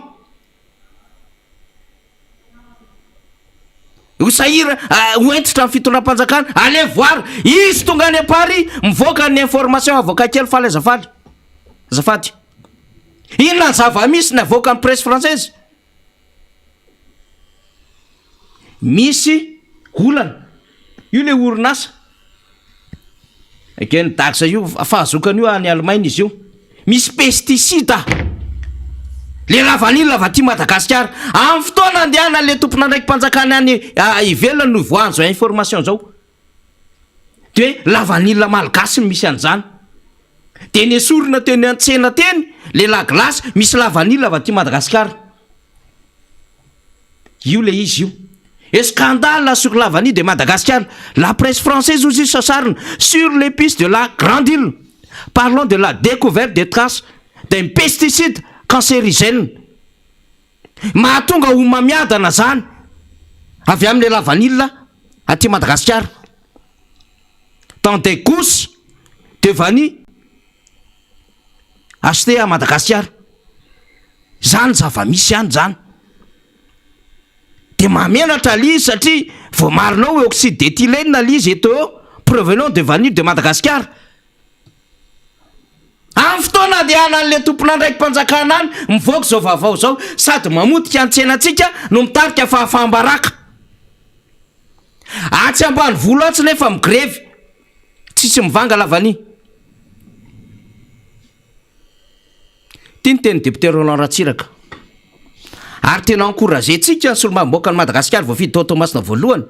Député Roland Ratsiraka miady miafy amin'ity sehatry ny lavany ity. Zao ny tenin'ny député Roland Ratsiraka nsitomina tao anatin'ilay l'UTV. Fiara-miasa tao anatin'izy ity sitomana an'le sary mba ahafahantsika mizara ny vaovao. Zao ny nambarana mahakasika ny tsena andavanio sy ny zava-misy araky ny nambarantsika teo hoe inona ny problème fototra mahatonga an'izao fampitehany resaka lavany zao de notsika ary. Ny fanapakevitra raisin'ny gouvernement zay tsy eken'ny olona rehetra miasa mandindana lavanila raha tsy olona efatra dimy angambany. Fanapakevitra inona le hoe terenany olona ny andafy ividy $250 le kilo. Efa ny vao mipofoko taminareo teo fa mandainga ny ministre ny commerce satria misy olona mivarotra ambany $250. Zay mahatonga ny olona zany mikorontana le prix la vanille satria atonao mody manao hoe tiany tena tsy maintsy atao ambatsika atonao manomana olona ary na eno am'ireo olona reo de afaka mandefa zareo. Ireo olona reo tsy afaka nanao exportation mihitsy raha tsy nisy autorisation avy amin'ny ministre ny commerce. Donc mila mamaly ministre ny commerce hoe inona dôla reny anarana société reny zay akaiky ny fitondrana nahazo agrément nefa vola vao tamin'ny taona lasa vao nanomboka nanao la vanille azaveo inona mahatonga ny reny ohatra mitoka amin'ny tenda zany ary ny anisan'ny faharoa ihany koa tsy voateriko teo dia ty efa manomboka zao ny fividianana lavanila nefa ny agrément mbola tsisy olana azo na anankiray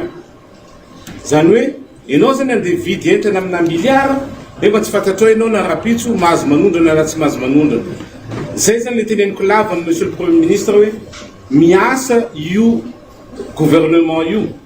kanefa ny midona amin'ny rindrina lava satria mifanapa-kevitra raisiny dia tsy mandeha amin'ny loany mamotika ny toe-karena. Lasa betsaka ny an'ny sava ny olona tsy anasa, betsaka ny an'ny sava mivarotra fananana, mivarotra tany, mivarotra hotely, mivarotra 4x4 zany zavatra mitranga tsy azo ekena zany. Analanjorofo mitovy amin'izany, Antsinanana mitovy amin'izany, mitovy amin'izany vatovavy, mitovy amin'izany fitovinany. Zany ny olona ary mijaly tanteraka noho ny ty fitondrana ty tsy magnano razy tokony atao. Ny alana velona ary tsy ajaina. Jerevinareo fa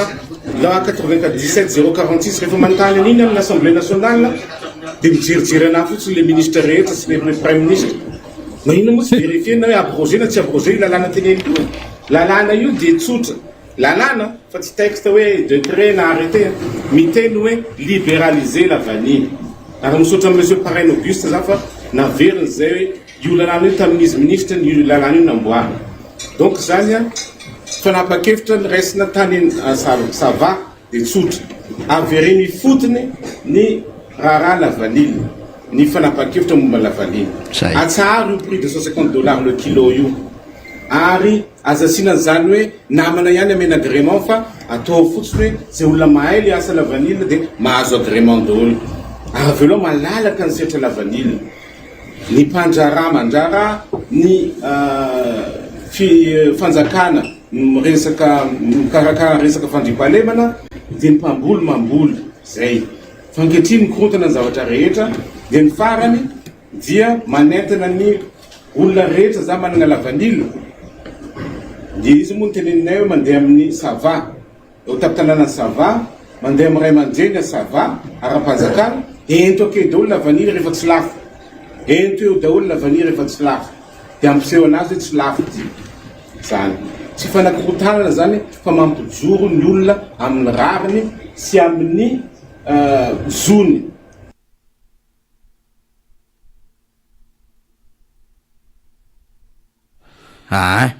Iny izy iny mazava be mihitsiny zay.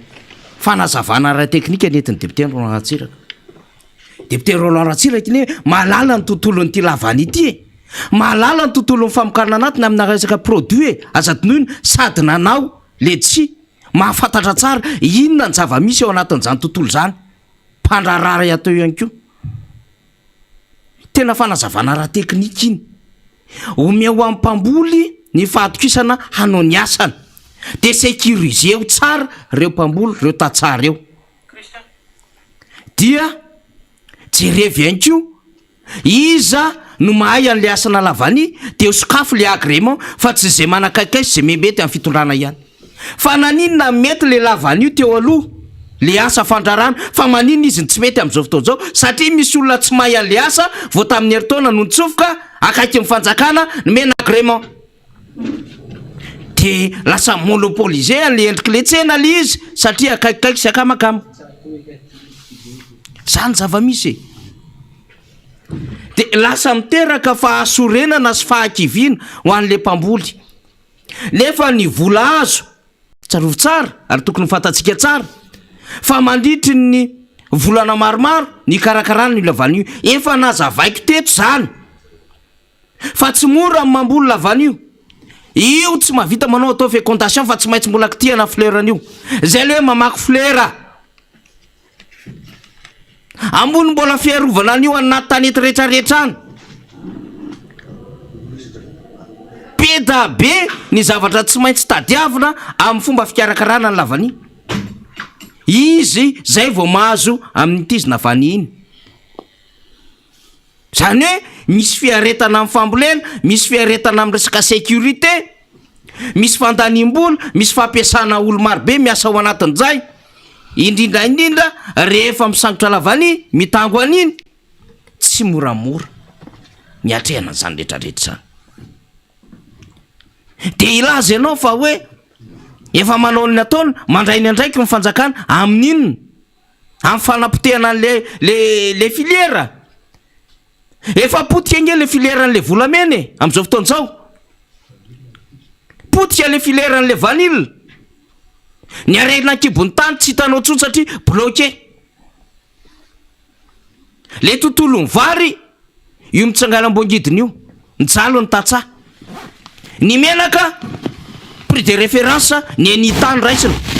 satria tsisy afaka manao fifaninanana de ny enitany raisina. Ozinina ny Thomasiny zany, tsisy afaka manao an'izany mihoatra an'izay. De le fanjakana lasa izy no manao fanafarambary m'importé, tonga hatrany amin'ny resaka ciment. De midirany ray le resaka lavanila, de zay idirany de potika avokoa. Zay le problème. De député Roland Ratsiraka moa zany tsy mijanona hatreo, ary zay tokony encouragena ny solo-mavimboaka ny Madagasikara mijoro tahaka itony. Tahaka ny joroany ny solo-mavimboaka avy amin'ny antokotiky Madagasikara, de mijoro ny solo-mavimboaka na avy any amin'ny vondrona politika hafa ary. De mampanantena zany izy fa hiverina ny mifalitra avaratry ny nosy iny. De ho alefa namana teknisianina rehefa aveo ny calendrier zay miresaka an'izay satria zava-dehibe zay. Mila omena hery reo tatsara eo. Fantatra fa marary mangirifiry potika lany vola ny varim-pananana. Misy azany ny sasany amina be tanàna mikapa fotsiny zao hoe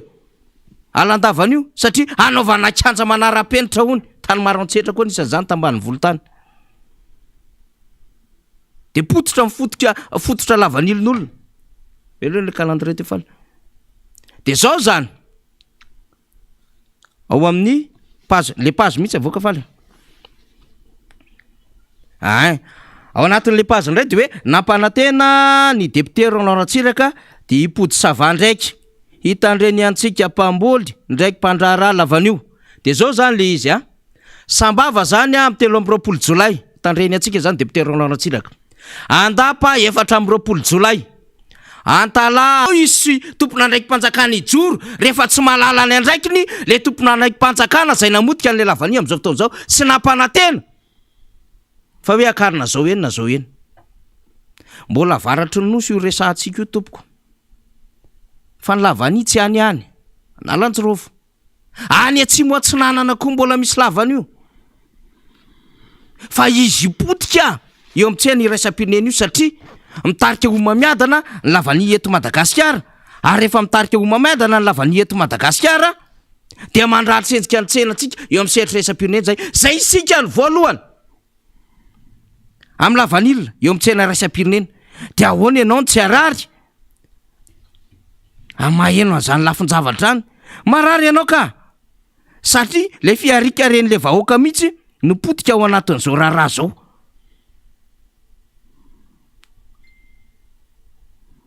Ao anatin'le fanjakana mandeha any ivelany any no ahitana an'izany. Misy délégationna mafonja tonga any toerana hoe hitady vahaolana. Ao anatin'izay nefa de hoe nisinga lavanila avy aty Madagasikara de mitarika homamiadana. Tena mampalahelo ane zany Tsy haiko hoe fa lapoasy ve mahazo an'le fitondram-panjakana sa tsy fahaizan-draha mihitsy. Fa nisy trangatranga mitovy amin'izay manko fa miezaka mitadidy azy de any votiny tsy misy mivanga ny lavany.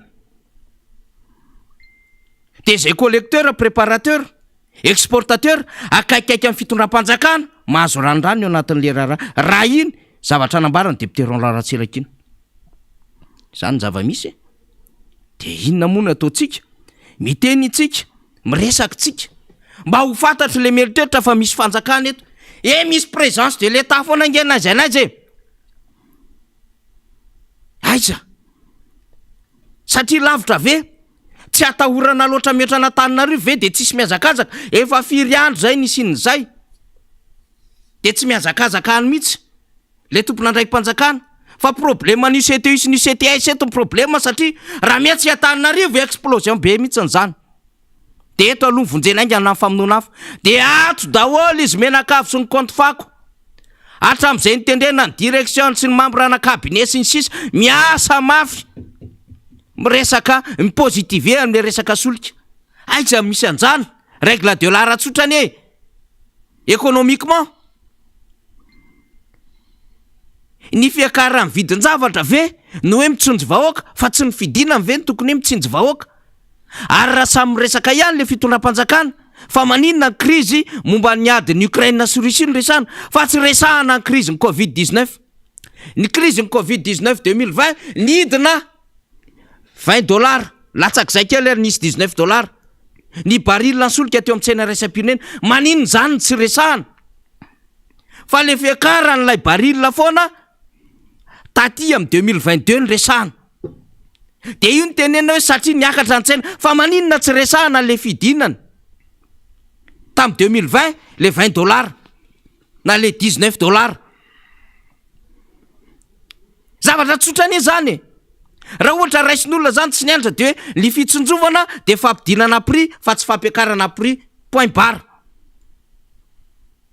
de mbola mitady alibi de mbola miargumenté am'le tsy fahaiza mitatana de variny ianao fa rehefa aveo resahantsika le dirikabon'ny présidence na hono misafidy aty am'le pétrolier na anao fampandrosoana fa inona loatra zany e gouverner c'est prévoir ane na inona zavatra hitranga ao gouverner c'est prévoir mila miomana rehefa mitondra satria zany le fahefana rehetra eo ampelantananareo ny vola ny lalàna ny institution ampiasaina ho am'izany izy cyclone am'ty taona ty efa mila miomana meloha izy valala am'ty taona ty efa miomana meloha isy tamy mafy be am'ty taona ty efa miomana meloha satria zao no endrikendriky ny climat misy de miomana meloha ary raha misy trangan-javatra amina crise sanitaire mondiale na crise économique inona ny fiomanantsika meloha ny tamy Covid ane tsy hoe nandeha reritsika fa misy fanampiany communauté internationale misy fanampiany bailleur de fonds misy taty amin'ny bilatéral na azotsika plus de $600 milliards $600 millions et en plus nidina ny vidin'ilay baril fa manino zany tsy resahany le fitondram-panjakana fa nijanona teo am'le $70 nandraisana an'le prix am'izao fotoana zao teo aloha azafady indrindra mampalahelo le izy fa efa etako aiketo Christian Tabera zay mino aho fa manakambara momba n'io resaka vanille solika de indrindrandrindra artiste politique ao politique efa io Christian Tabera miaraba Christian voalohany da faly miaraba manao dona aloha satria ino le style an'zareo dona kely hoe izy mba makafian'le zanjy kely eka zany mo vazivazy ihany e voalohany aloha de faly miaraba ny vahoaka malagasy moa zany sady tia nelanelana ity mahita an'le caméra de manamboatriboatra koa manao kokoa an'le mpanaraka ny fandaharana na eto atoerana na any amin'ny diaspora any ivelany any manao kasibosy foana Christian Tabera satria mirongatra ny valanaretina aloha azadoniny zay fa efa be da be koa ny maty sy ny voany izy io dia ny kasibosy zany aza miraharaha fanjakana tso fa ny tenanao no raharaha io hainao samy tenany zany mandresa fepetra ka dia manala n'ity kasibosy ty satria ho fanentanana izy tia ary valagnaretigna maro samy hafa sy voatery coronavirus avao zany gnoarovagna am'ty voalohany aloha de misaotry gne zagnahary eky asika am'raha laha zany eto hoe nagnome fahasalamagna natota sasika n'ity fandaragna androany ty avao koa nagnome maraimba avao nagnome masoandro nagnome oxygène satria sy vidimbola zany isoragna anazy koa zany avao koa razagna mahagasy isa tokony agny isoragna asika zany zay isoragna zagnahary sy razagna eto dia fady miaraba ny filoha maraka ravalimanana zareo mianakavy izy mivady mianakavy zany sy ireo membre ny bureau politique ny team sy ny atsadino am'zany bureau politique ny RMDM zay anao etsika eniko teo le pub teo fa mbola ho resatsika eo zay anao etsika lehibe ny RMDM dia ho fanavotam-pirenena tolona ho an'ny fanavotam-pirenena io ka noho izany dia faly miaraba ny filohan'ny maraka ravalimanana zay filohan'ny team filohan'ny RMDM ary filohan'ny malagasy rehetra zay mitondra an'izay feon'ny fizaliagna zay eto ka de manao kompatanana ray aman-dreny atsika fa mbola mijoro managna anao hoe zay zanaka zandrinao ao anatin'ny vondrona RMDM ty de matokisanao fa tsisy andraraka ny bendoa an'izay baiko sy toromarika nomenao eto ka dia misokatra angamba ny adevitra na manafaniry ok re na ny ny vaovao misy a de efa nresahako lavany fa loatra koa de ty vaovao ray ty no resahantsika ndasy hoe resahako vetivety izy récapitulé koatra zao le izy a Christian ity zany no fanambarana nataon'ireo mpanakanto zay membre en conseil d'administration na ny filakevim-pitondrany ny omda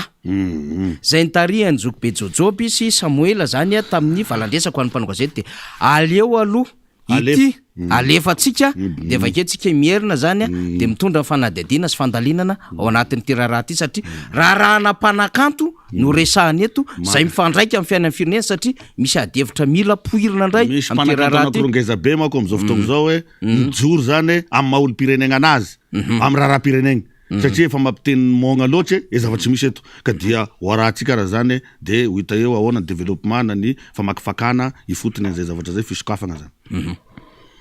fanambarana izahay mpikambana ao amin'ny filankevim-pitantanany omda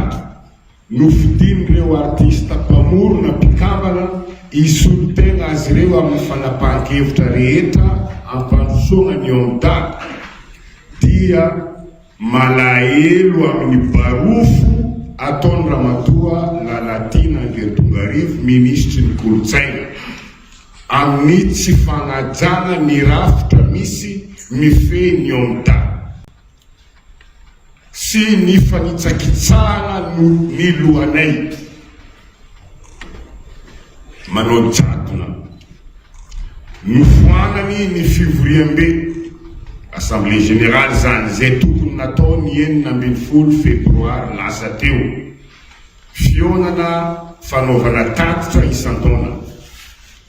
nofoanany koa ny fivorian'ny filankevim-pitantanana 2 andro mialoha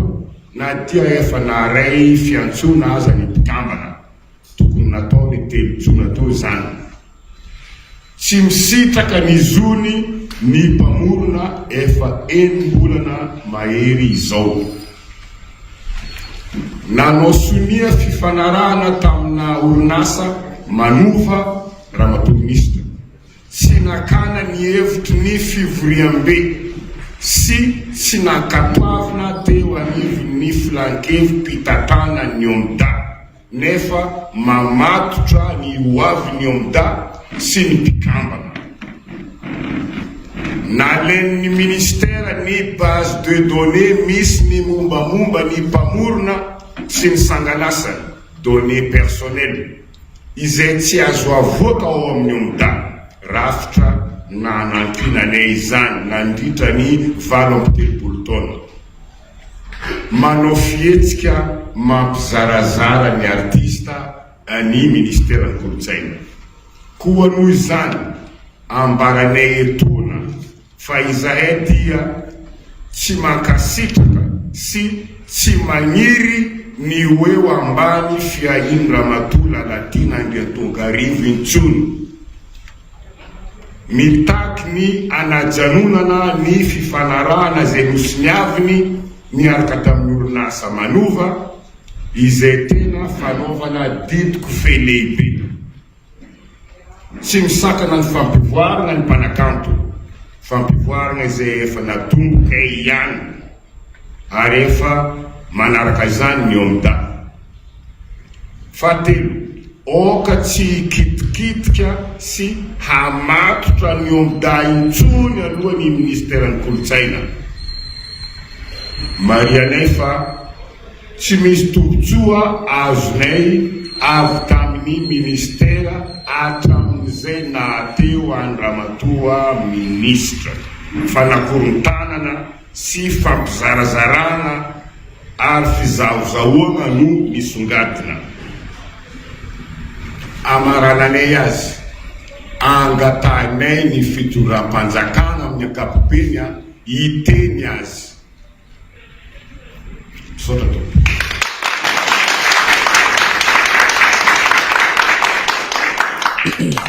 iny zany le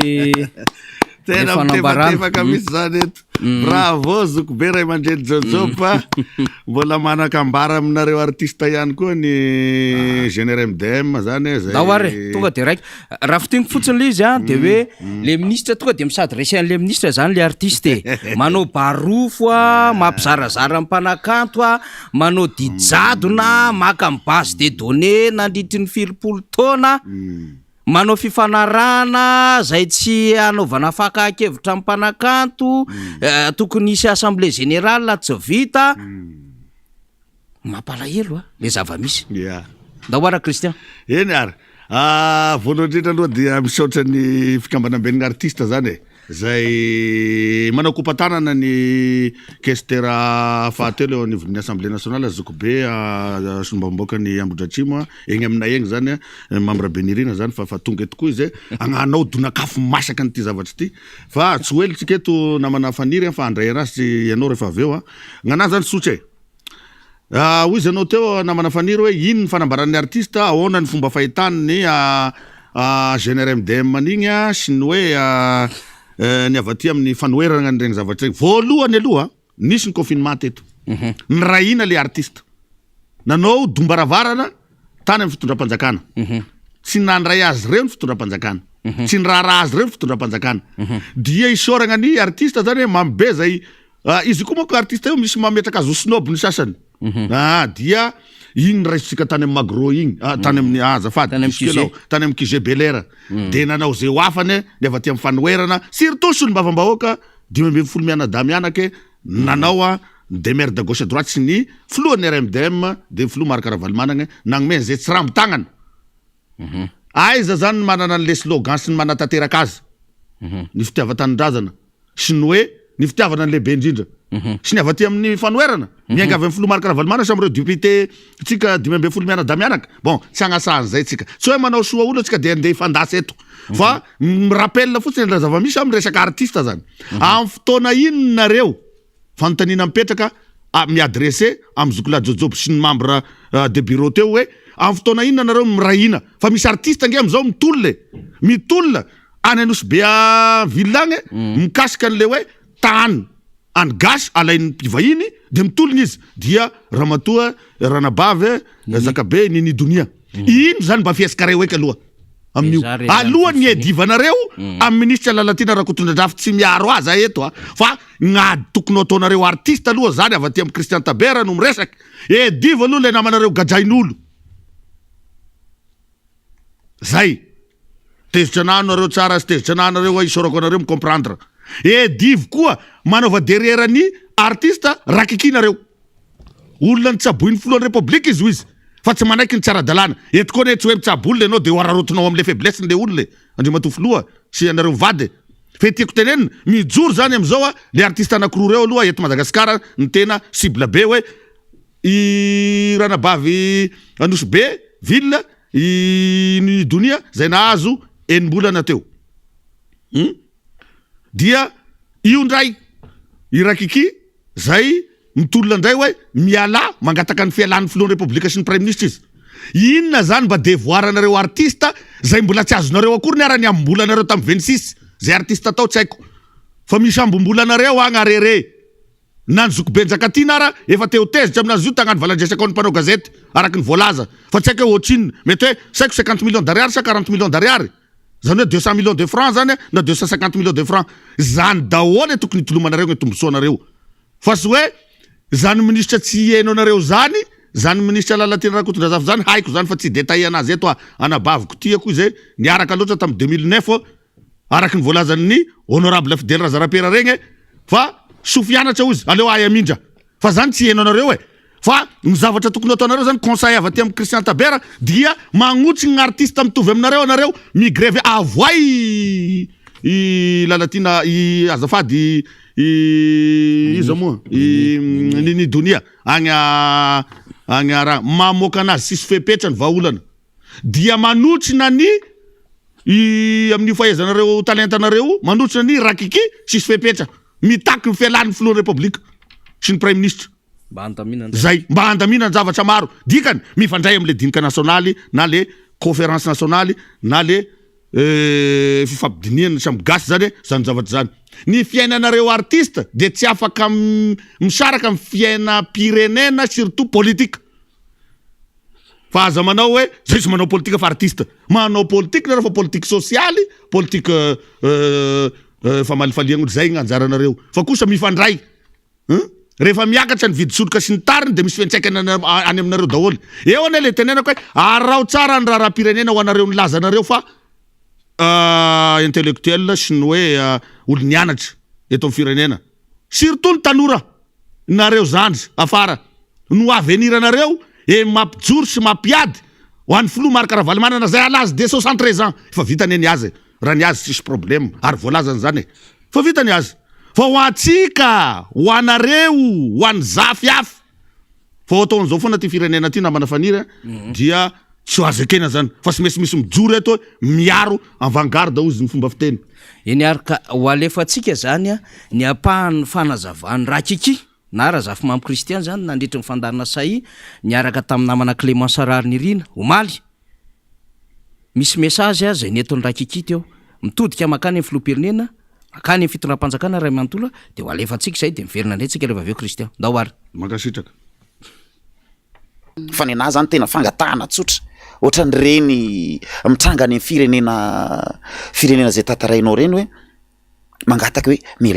mela fa mijaly ny malagasy mbola 700 ny kapoaka ny vary 900 efa betsaka ny mihinana sakafo indro fotsiny eo anatin'ny ray andro fa raha atao ny compte ny zavatra mandeha efa tsy maintsy ho lasa sanatry ny vava la diny lela ho 5000 zany ny kapoaka ny vary. Isany azaka an'izany Clémence tena tsisy mahazaka an'izany ka zay fandikan'ny olona n'le izy je m'en fous. Mialatsiny ohatrany hoe mahitsy be fa za koa efa zay mahitsy zay mihitsy. Zay. Mela ozy rakiki. Fa efa tsy mety tsy zaka malagasy tsony zao zava-misy zao. Message na artiste zany. Artiste telo aloha zany am'izao fotoana zao tena mijoro e. De za eo ny Nidoni ngiadry izy am'izao fotoana zao. Mamy be ary io koa de félicité satria misy faneho-kevitra mahafinaritra etony mamy be ihany koa zay mpanakanto. Tsy hoe momba mpanohatra izy fa mba miteny ihany koa misy zavatra tsy mety maro. De miresaka izy na ara-tsosialy indrindra. Ary anisany mba mitarika mampanoka an-tsaina mason'ny mpanakanto zany. Fa hito koa zany zao raha kiki de ao anatin'izay miteny zay. De mitaky ny fialany le fitondram-panjakana zany. Potika tanteraka mihitsy tsy vita nampizarazara n'le mpanao gazety tamin'le ordre des journalistes le ministre fa tonga ty amin'le mpanakanto indray. Mba tsy lazako zavatra fa hoe micrée scandale am'le samin'izy ao anaty fitondram-panjakana sa lafin-javatra maro. Zany ny zava-misy eto amin'ny firenena ne ka ino mo mipasser message tsika Christian Taber fa anjarany rehetra mandraiza ohatran'ireny fa zao ho fitiantsika amin'ity tenin'ny Zokobe Jojoby ity le adevitra momba an'le ramatoa minisitra sy ny fanohaniny amin'ny filohan'ny repoblika. Ndao ary. Angatanay ny fitondram-panjakana amin'ny ankapobeny mba hiteny azy ananatra azy satria zay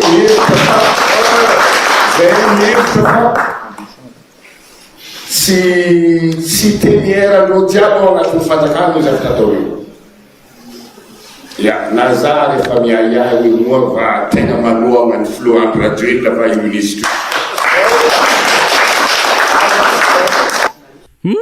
Na izy ary miahiahy mbola manohana amin'ny filoha veo ny ministre fa angatahana hiteny azy. Bravo. Bravo mba mamenatra lafin-javatra ohatran'ireny raha olo mavety Zokobe Jojoby ary tao anatiny tao raha sy diso lisitra niaraka tao anatin'ilay fitondram-panjakana tamin'ny fifidianana solombavam-bahoaka niaraka tamin'izy ireo fa zao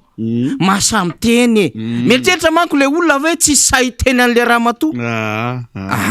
Fa misy samy teny am'izao fotoana zao mijoro de ndray ary am'le pratika an'le fana de ndray mampijoro artiste ndray ary de teny manohatra ny teneny reo mambransea iny satria zay manko le fomba fiasa de ndray vrouerie amin'ny andi bypass na tsy fantatro na mitadiava espace hafa ohatran'izany nge le zava-misy fa matombo teny reo olona reo tsy de olon'olom-pona ihany zany Zokobe Jojoby zany ry Zokobe Samuel sy ireo namana rehetrarehetra eo matombo joro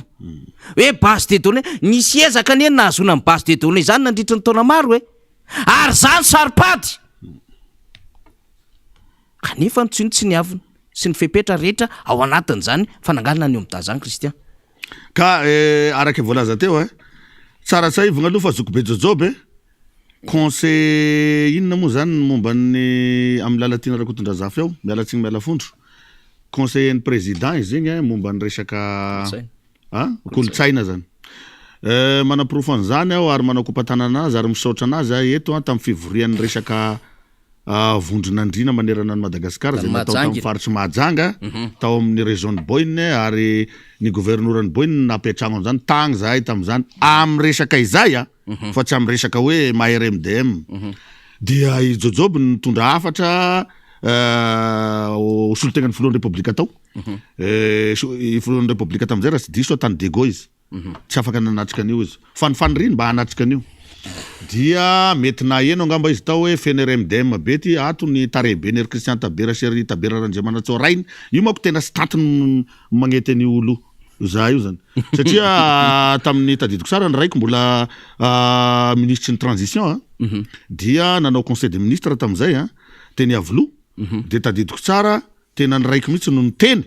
tao hono fa mino fa marina zay hoe azafady andreo matofilo fa le sezanao aloha ataovy même mitovy amitsika fa tsy milingilingy ambony egny anao mijery an'le solan'le premier ministre zay lehibe ny gouvernemanta ray aman-dreninao zokinao aby etoa zay ka aloha fagnazagny samby gasy ka zany Tabera Randriamanantsoa zany zay tsy piko eto tsy mikoso maso mena zany amin'ny resaka hiérarchie resaka fifagnajana zany de eo le tenenako hoe ny filoha Marc-Ravalomanana manana à l'âge de 73 ans ve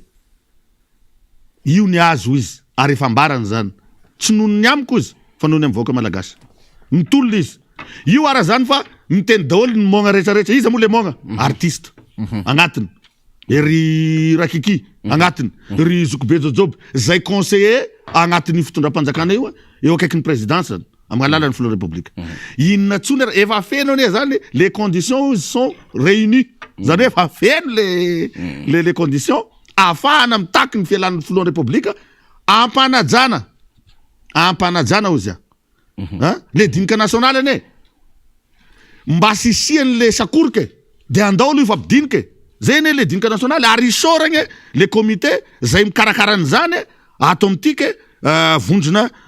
fanoeragny ty ka hoy zao hoe Ndriamatofiloha misy olo mbofidy maro ao agnatin'io misy ancien ministre ao misy ancien ambassadeur ao misy ino ao hoe mba miangavy anao hoe mba mifampiconsidere va ihany indramiko le teny vahiny indramiko le teny frantsay fa za tsy ilaza hoe teny baiko satria za tsy voabaiko nizaniza misy fa mijoro amle fahamarinagna araka voalazan'ny filohan'ny RMDM de filoha Marc-Ravalomanana hoe masahia mijoro izy rehefa mitondra zavatra marina ianao ary hoetiny ny profony zany zao hoe de fa io mikasika an'le resaka secteur de la vanille teo efa isoragna ny solom-bavambaoko honorable Rolaratsiraka magnazava mitondra an'izay ary nanotrona anazy moa zahay tao amin'ny Carleton coup d'état tamin'ny Zuma lasa teo zany manao kompatarana ary mbola isoragna anazy koa zany miverigna agny sy mbola andeha amin'igny faritsy ny sud-est araka le voalazany teo fa mba mamboly la vanille avao koa egny ary jusqu'agny Fort Dauphin amerafozako gnagny ka hoy zao hoe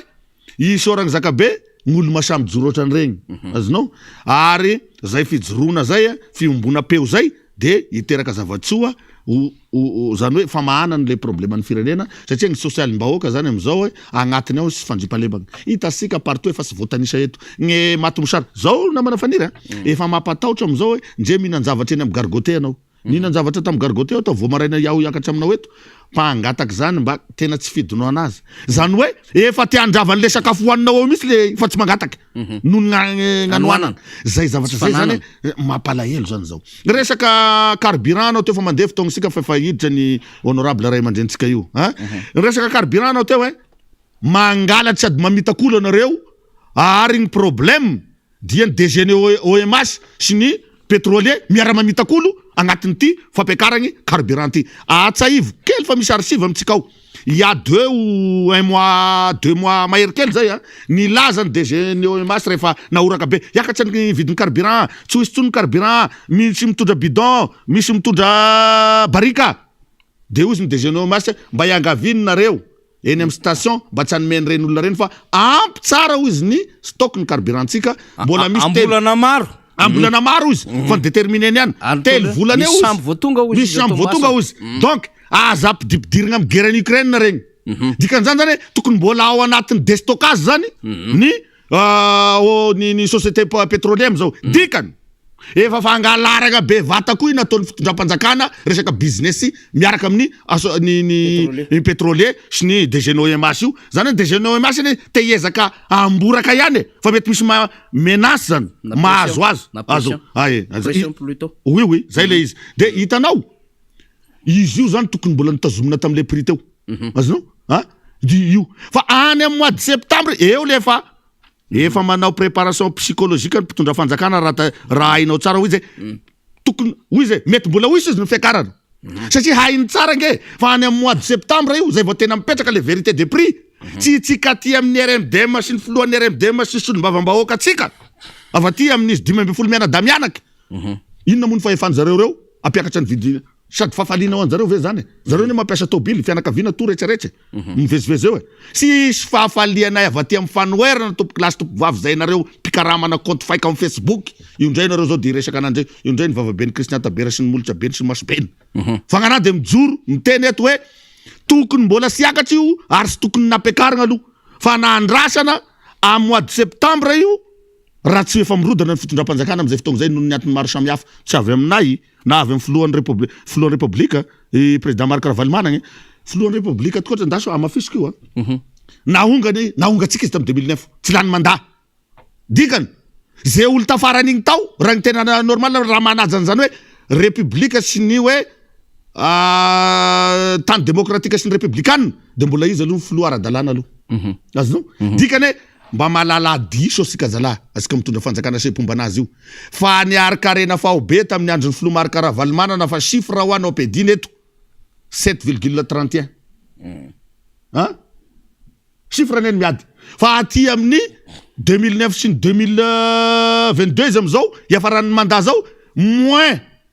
7,31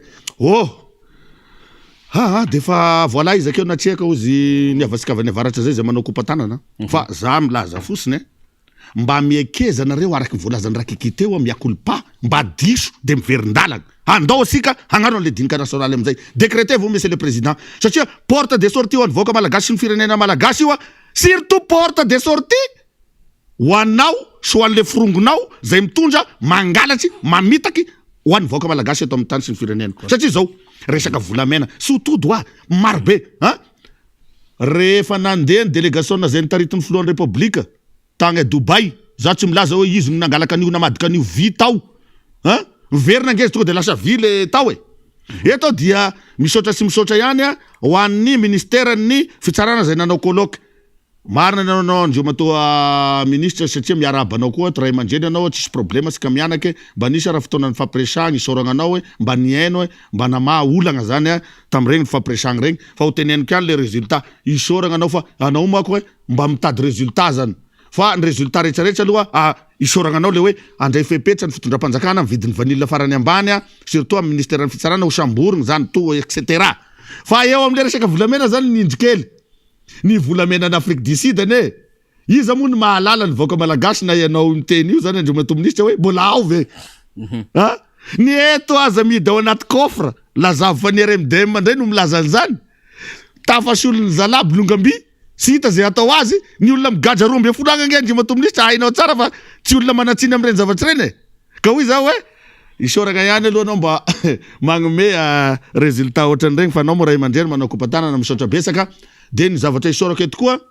ny ministre ny transport mba mangala tahaka an'regny ministre ny transport regny nareo fa zay le mpanohatra malala fombanay aty mba tsy lazako hoe intelligent satria ny fahazahoana fahefana tsy azo amin'ny alalan'ny intelligence zany fa barofo tam 2009 hoe mitaky ny fitakina natao teo tambozatovo tam'izay de ny hoe miala ny ministre ny serasera fitakina faharoa miala ny ministre ny vola fitakina fahatelo tsy tadidiko fa zay aloha ny tena tadidiko teo azonao dikany mitaky zany efandravagny gouvernemanta isiany dinika nationale isika zany avaty amin'ny fanoheragna am'izao zay manosika an'ireny feofeo na artiste regny hoe miala anao ndre matoa premier ministre miala anao ndre matoa filoha satria zao zava-misy ny urgence nao sy urgence ny vahoaka ny priorité nao sy priorité ny vahoaka dikany zany ajanononareo mpanao compte faiko eo am'izay fa mba mahalala miaignatra anareo satria efa io ve ny zava-misy da mbola io ihany no zavatra ikritikenana eto aza lazaina fa hoe avaty amin'ny filohan'ny fanoherana de ny filoha Marc Ravalomanana sy nireo député solombavam-bahoaka ny Madagasikara ho amafisy koa zao tokoatrany a ohatran'zao a ny honorable solombavam-bahoaka ny Mamra Benirina zao andeha amina farafangana solombavam-bahoaka ny Madagasikara izy ao anatin'ny lalam-panorenana ity Madagasikara ray manontolo ty zany anazy da mahazo mandeha aminazy da senaiko izy da mafaka mitafa mivahoaka agny izy azonao fa sy hoe misy mako manambonina sasasasa ny tena ianao nga solombavam-bahoaka tia Fianaratsoko andeha takanazy an'le solombavam-bahoaka tsika reto tagny zany tsy olona tsy mahay raha zany na minitsy mahay raha fa solombavam-bahoaka ny Madagasikara izy donc mafaky mandeha partout nareo hoe manao ohatran'ny asa solombavam-bahoaka Rolaratsiraka zay namanareo rahalanareo hoe nadanareo hoe ao amin'ny anivon'ny Assemblée nationale ihany koa zany. Eny ary misara vaovao ihany fa nisy hetsy-bahoaka lehibe zany any Mozambique am'izao tsika miteny zao taorina Sri Lanka, Albanie, Mozambique mandeha be mihitsy am'izao fotoana zao. Tantaraiko ihany zay mba ahazoantsika ny vaovao rehetra fa mbola manangona azy moa tsika zany de zaraina amintsika rehetra misaotra Christian Tabera de fantatra fa tsy ampy mihitsy ny fotoana mbola betsaka ny zavatra tiana ambaraka nefa efa vonona koa ny député Mamira Benrina satria misy zavatra zay tsy maintsy ilaina ny heviny ihany koa manoloana an'izao raharaham-pirenena zao de makasitraka indray ho amin'ny manaraka. Kare misaotra besaka moa zany dia manao kopatanana amin'ny filoha Marc-Ravalomanana sy manao kopatanana ihany koa agny amin'ny filohan'ny RMDM diaspora ka dia falimandrenao ny eto miara-manonja honorable questeur solombavam-bahoakanay Mamra Benirina ka de manao veloma manao kopatanana zay de manaraka na manafaniry misaotra anao mba nanasanay mba nahenona an'izay hevitra madinidinika zay avy aty aminay aty. Eny ary de makasitraka ny Christian Tabera tsika zava-dehibe ny ahafahana mahazo ny feon'ny olo-pirenena maro samihafa de betsaka ny zavatra nambarany teo zany tandrifo zay nanandrify azy zany rehetrarehetra zany fa ambarantsika mandrakariva hoe ny olo-pirenena de mijoro amin'ny fotoana hijoroany dia miteny amin'ny fotoana hitenena arak'izay zavatra manandrify azy fa io moa zany nge rehefa mitambatambatra kely foyer de tension ozy rina zay de mba mivera tena ihany fa manahirana le zava-misy rehefa sendran'le patsaray tsy mbivava de mahita ny lalakombana sarotsarotra ihany ho an'ireo rehetrarehetra heverina fa tena hoe hanavy tena ao anatin'le izy tsika zany tsy hoe miresaka fampitahorana inona fa miezaka foana tsika zany tantara lesony hoe lesony efa niaina ny fomba fitantanana firenena teto ambonin'ny tany zany. Marina hoe tsy tonga lafatra ary tsy anjely ary tsisy nianatra ny ho filoham-pirenena zany fa ny lalana ny diavina ny kolotsaina ny ratovina ny fifandraisana ny finamanana ny fahafantaran-javatra reny rehetrarehetra reny no nanefy hahafanta-javatra sy hahatonga saina ary hametraka tsara ny tanana sy ny tongotra ary hamadibadika ny lela am'izay rehetra ho tenenina. Ka zay ny antony mahatonga antsika miteny foana hoe rehewa firenena rehetra matoa tateorina na fendraka hoe ndao isy afidy ametraka olon-dehibe olo-maventsika dia natsapa hoe mbola tanora fanahy loatra le mitondra indraindray de mbola misy zavatra mbola tsy masaka tsy mbola matotra tsy mbola ao anatin'le fepetra n'ilay hoe fahalalan-javatra maro de reny lafin-javatra eny mila fatary mivaoaka malagasy am'izao fotoana zao de tsy kakitsika raha ohatra mahita andeana tanora tery anositery nitondra sora-bavety tamin'ny baoritra ny amin'ny hoe azatakalo t-shirt ny safidy misy afatra zany ary ny kolikoly tena ratsy indrindra de ny kolikoly ara-pifidianana akoatry ny kolikoly zay fa mahazatra ny rehetra safidy ny atao hoe safidy de mandat électif ali izy rehefa aveo rehefa tratran'le kolikoly ara-pifidianana de tonga anatin'le safidy zay tsy araky n'le safidy araky ny tokony izy fa vokatr' zay kolikoly zay de manjary vidiana lafy iny rehefa aveo tahaka n'izao iaina antsika zao de doblan resantsika ao anatin'izany t-shirt lamba hoany kaskety kely fandindizana kely etseroa 10,000 ariary de lasa mitarika fahampitena ho amin'ny firenena li satria tsy nieritreritra ny homana fanjakana ny olona fa nieritreritra no akafahefana. de zay zavatray a zay vidina lafa am'izao fotoana zao. Mino isika fa mba hayakalesona ny rehetra ary reny afatra zay netiny reny tanora reny dia tokony ho raisina ho lesona ary ny zava-misy am'izao fotoana zao de ho raisina ho lesona. Ary eo le resantsika mandrakariva hoe tsy ny fanjakana ary tsy mieritreritra ho fanjakana mihitsy tsika raha ohatra ka fanjakana mametsiny ny hafa fa fanjakana mikaroka vahaolana ny eritreretintsika sy mitondra vahaolana. Aiza mbola eritreretina hoe ny problema fampiakarana solika de mbola mampitany sifra foana ny raha solika tamin'ny 2001-2008 am'izao fotoana zao nefa efa tany amin'ny 420 taona lasa efa tany amin'ny 20 taona na raiky amin'ny 20 taona lasa zany. De tsy te hite misy le fanjakana hoe izahay ngeny ny olona ao anatin'ity raha ty e. Ny adsoanay ny adalanay ny tsy fahazanay mitondra any problema ao anatin'izao e. Ny tsy fahaizanay solika e, ny tsy fahaizanay ny homana mialoha, ny anticipation zany daholo olana ao anatin'le gestion ny affaire état. Fa mbola mieritreritra foana hoe manelingelina azy le zava-nisy teo aloha zay tsisy fampidirany zava-nisy tamin'izany fotoana zany ny zava-misy am'izao fotoana zao. De foazy nandray ny resaka hoe raffinerie mbola hitondrantsika fanazavana io fa aza mikorapaka mbola hitondrantsika fanazavana fa ohatrany hoe mahita mafia zany ianao ndraindray manodidina an'le raharam-pirenena. Ohatrany hoe mahita olona manao piage économique zany ianao rehefa mahita ny zava-misy eto amin'ny firenena de organiser le izy am'le lafin-javatra am'izao fotoana zao. Eny ary mandeha fotoanantsika efa vonona sy efa nakatoerana ny député Mahami Rabendrina zay solombavam-bahoaka Madagasikara voafidy teny amin'ny distrika Ambohidratrimo ary kestora fahatelo eo anivon'ny antenimieram-pirenena miaraka amintsika am'izao alakamisy fa 4 volana jolay zao fetim-pirenena frantsay mo rehefa 14 juillet de eny e tsy maintsy miaraba ihany moa tsika zany satria anisan'ny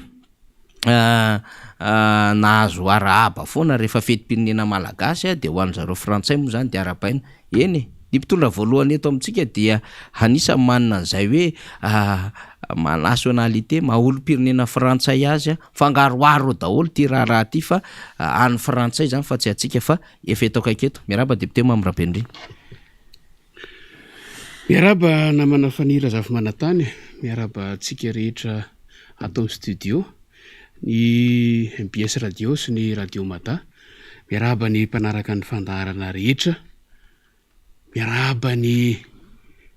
afampanadinana rehetra zay fanadinana efa vita hatreto fa mifanojo mo voaka ny BEPC raha tsy diso fa mivoaka koa ny seconde amin'ny ampahany. Miaraba ny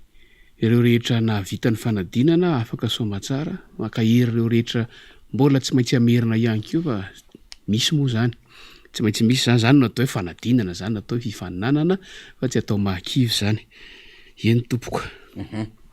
Député Mahami Rabendrina, tamin'ny herintsika ny resadresaka momba an'le fampitahana fanomanana ara-tsaina vidin'ny solika tampoka tonga izy io. Ny alahady maraimbe ifoan'ny alatsinainy tamin'ny ray ora maraina voaka amin'ny fanambarana de niakatra ny vidin-tsolika. Iverentsika fa mbola tsy taritsika raha ohatra ka mbola miresaka satria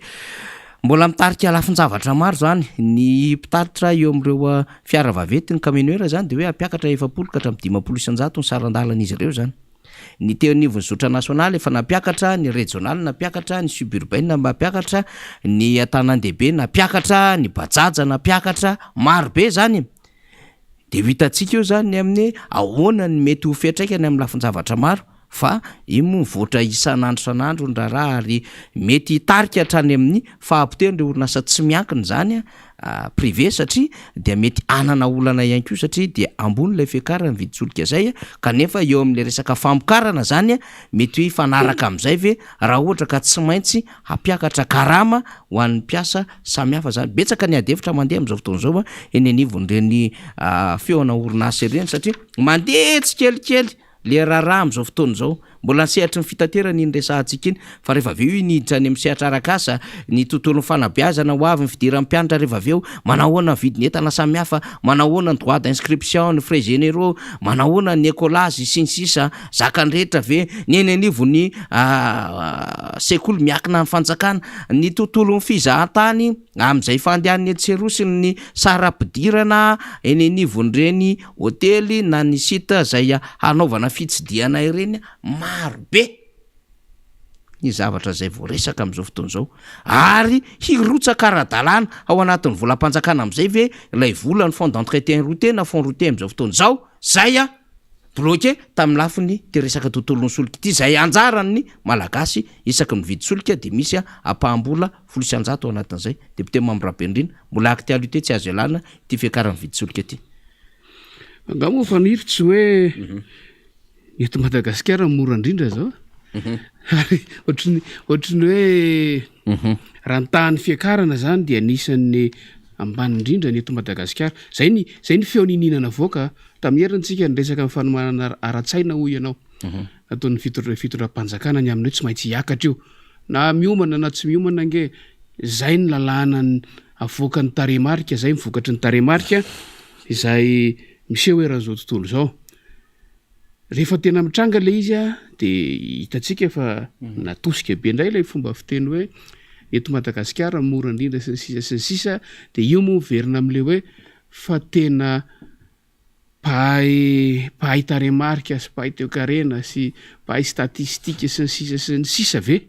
no mamoaka an'ireny sa populiste sy manao inony izy resa be fotsiny satria raha mahalala efa nresahana teto foana ndeo raisitsika hoe sady manazavitsika amin'ny olona mivahoaka zay mila n'ilay fanazavana ny amin'ny resaka taremarika no mampianatra ihany koa an'ireo tokony ampianarina iza moa tokony ampianarina amin'izany ireo le mpamoaka an'ireny taremarika ireny hoe nahoana moa no iny andalana ray iny ihany no ndeha ho resahantsika fa ny andalana sasany miresaka foana hoe ionge ny fiakarana teto Madagasikara ionge ny saran'ny ividianana ny inty izy ny solika eny amin'ny pompy ividianan'ny mpanjifa azy de ampitahina amin'ny any velany de ny dikan'izany mbola ambany fa maninona no tsy ampitahina ny rehetrarehetra rehefa samy ifampitaha be de be ny zavatra fa azo ifampitahanao nalefa tany amin'ny volana avril iny lay fanomanantsaina voalohany de le hoe ampiakarina ny karama farany ambany eto Madagasikara eo amin'ny sehatry ny fanjakana indrindra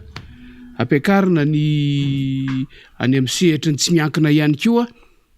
fa rehefa tena nampitahina raha ohatra ka mafy be reo mpanao fampitahan'ireo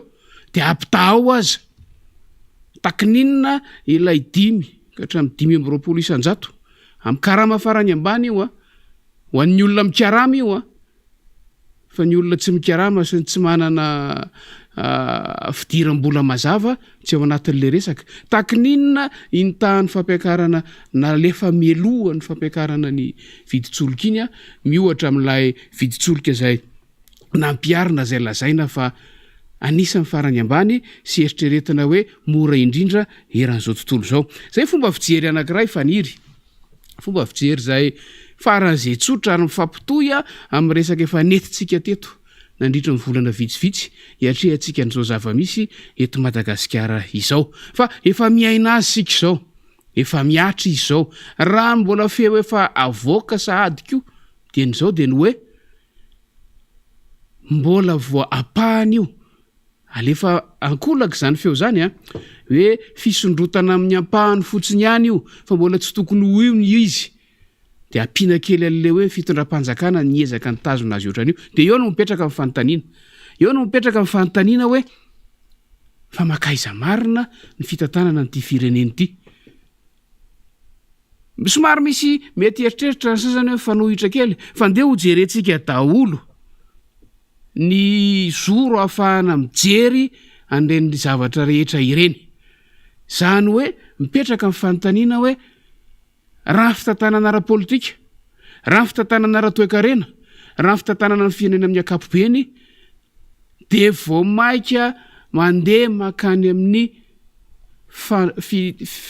ona re zany fampitambarana ny fitondrana fifangongom-pahefana zay ngambany mivangongo amina olona anankiray ny fahefana eto Madagasikara mifanohitra indrindra amin'ny tanjona sy ny fomba fijery sy ny politika amin'ny akapobe nipetraka tato anatin'ny taona maromaro farana zany fa nilaza ny amin'ny hoe ny zavatra voalaza ao anatin'ny lalam-panorenana izay milaza ny fampiarana ny fitsinjaram-pahefana eto Madagasikara de tsy ampiarina de io tsy nampiarina io izy voalohany sady nadika lalam-panorenana izy nametraka an'ireo gouvernement tantanany faritra ireo ny faharoa mifanohitra tanteraka amin'ilay fomba fijery mitsinjara fahefana izay politika napetraka ao anaty lalam-panorenana dia atraty amin'ny lafiny ara-toekarena de hita taratra zany zavatra zany raha ohatra nge io no avoakan'ny zava-misy iraisam-pirenena io ny taremarika ataontsika hoe io ny tena izy ataontsika hoe zay le izy na de fa alefa tsy kelikely raha hoe mbola voapahana io ataontsika hoe io zany no azo ny ainana aloha am'izao fotoana zao maninona averiko eto foana ihany nahoana no tsy ataon'ny fitondram-panjakana ilay mesure d'accompagnement na lay fepetra tokony hifanaraka amin'io sahaza fepetra hifanaraka amin'io sahaza mety ilaza ny fitondram-panjakana hoe efa nampiakarina nge ny karamafarany ambany sahaza ve zay fa ny tena mahagaga sy manaitra ao anatin'le izy afa iresahantsika an'ilay hoe fiverenana makany amin'ny mampivangongo ny fahefana eo ampelantanan'olona anankiray de ny hoe rehefa nanapa-kevitra ny izay ny vory rehetra tamin'ny faran'ny herinandro lasa teo iny ny am'izay tokony endriky ny fiakaran'ny vidin'ny solika ny am'izay tokony fampakarana ny vidin'ny solika miohatra amin'ny tsena iraisam-pirenena de mipetraka amin'ny fanontaniana fa anjaran'iza moa mampakatra an'izany de anjaran'iza moa mampiatra dansa zay le fironana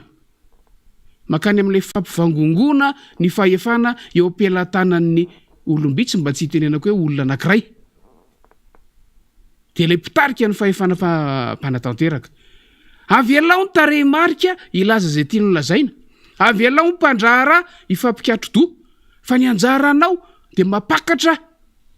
harikarenan'ny firenena mapakatra ny fahefa-mividin'ny vahoaka mba hanaraka an'iny fa raha ohatra nge lafo miohatra amin'ny eto Madagasikara ny any velany ambony lavitra noho zay ny raha ohatra resaka hoe karamafarany ambany any velany zany nijereny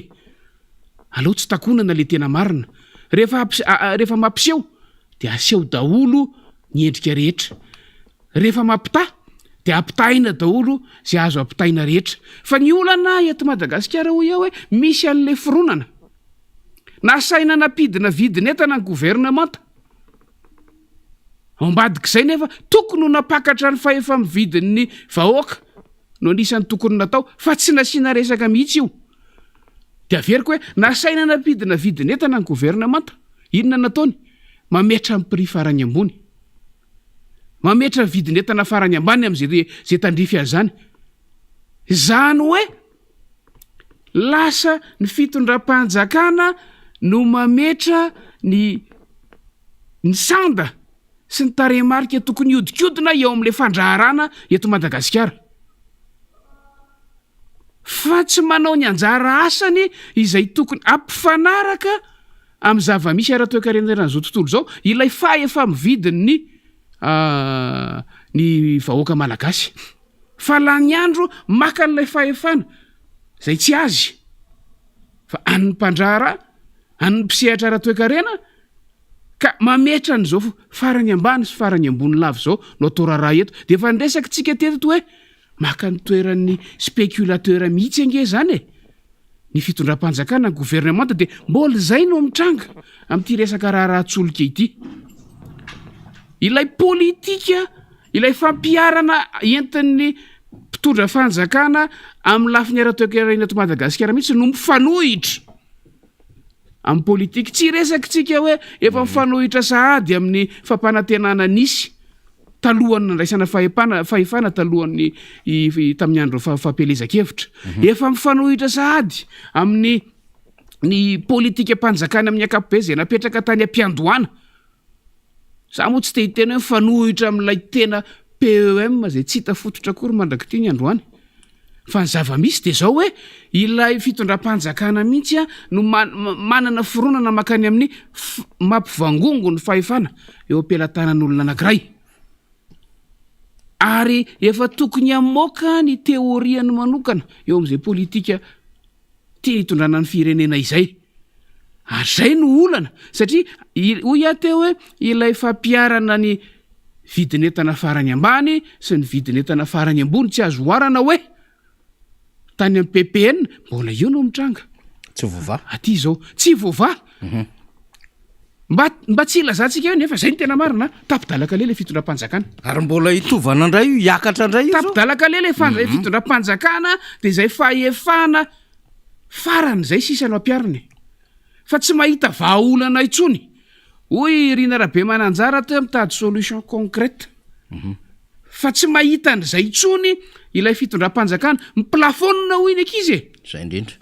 zay ny takatry ny sainy zay ny farany azo ny eritreretina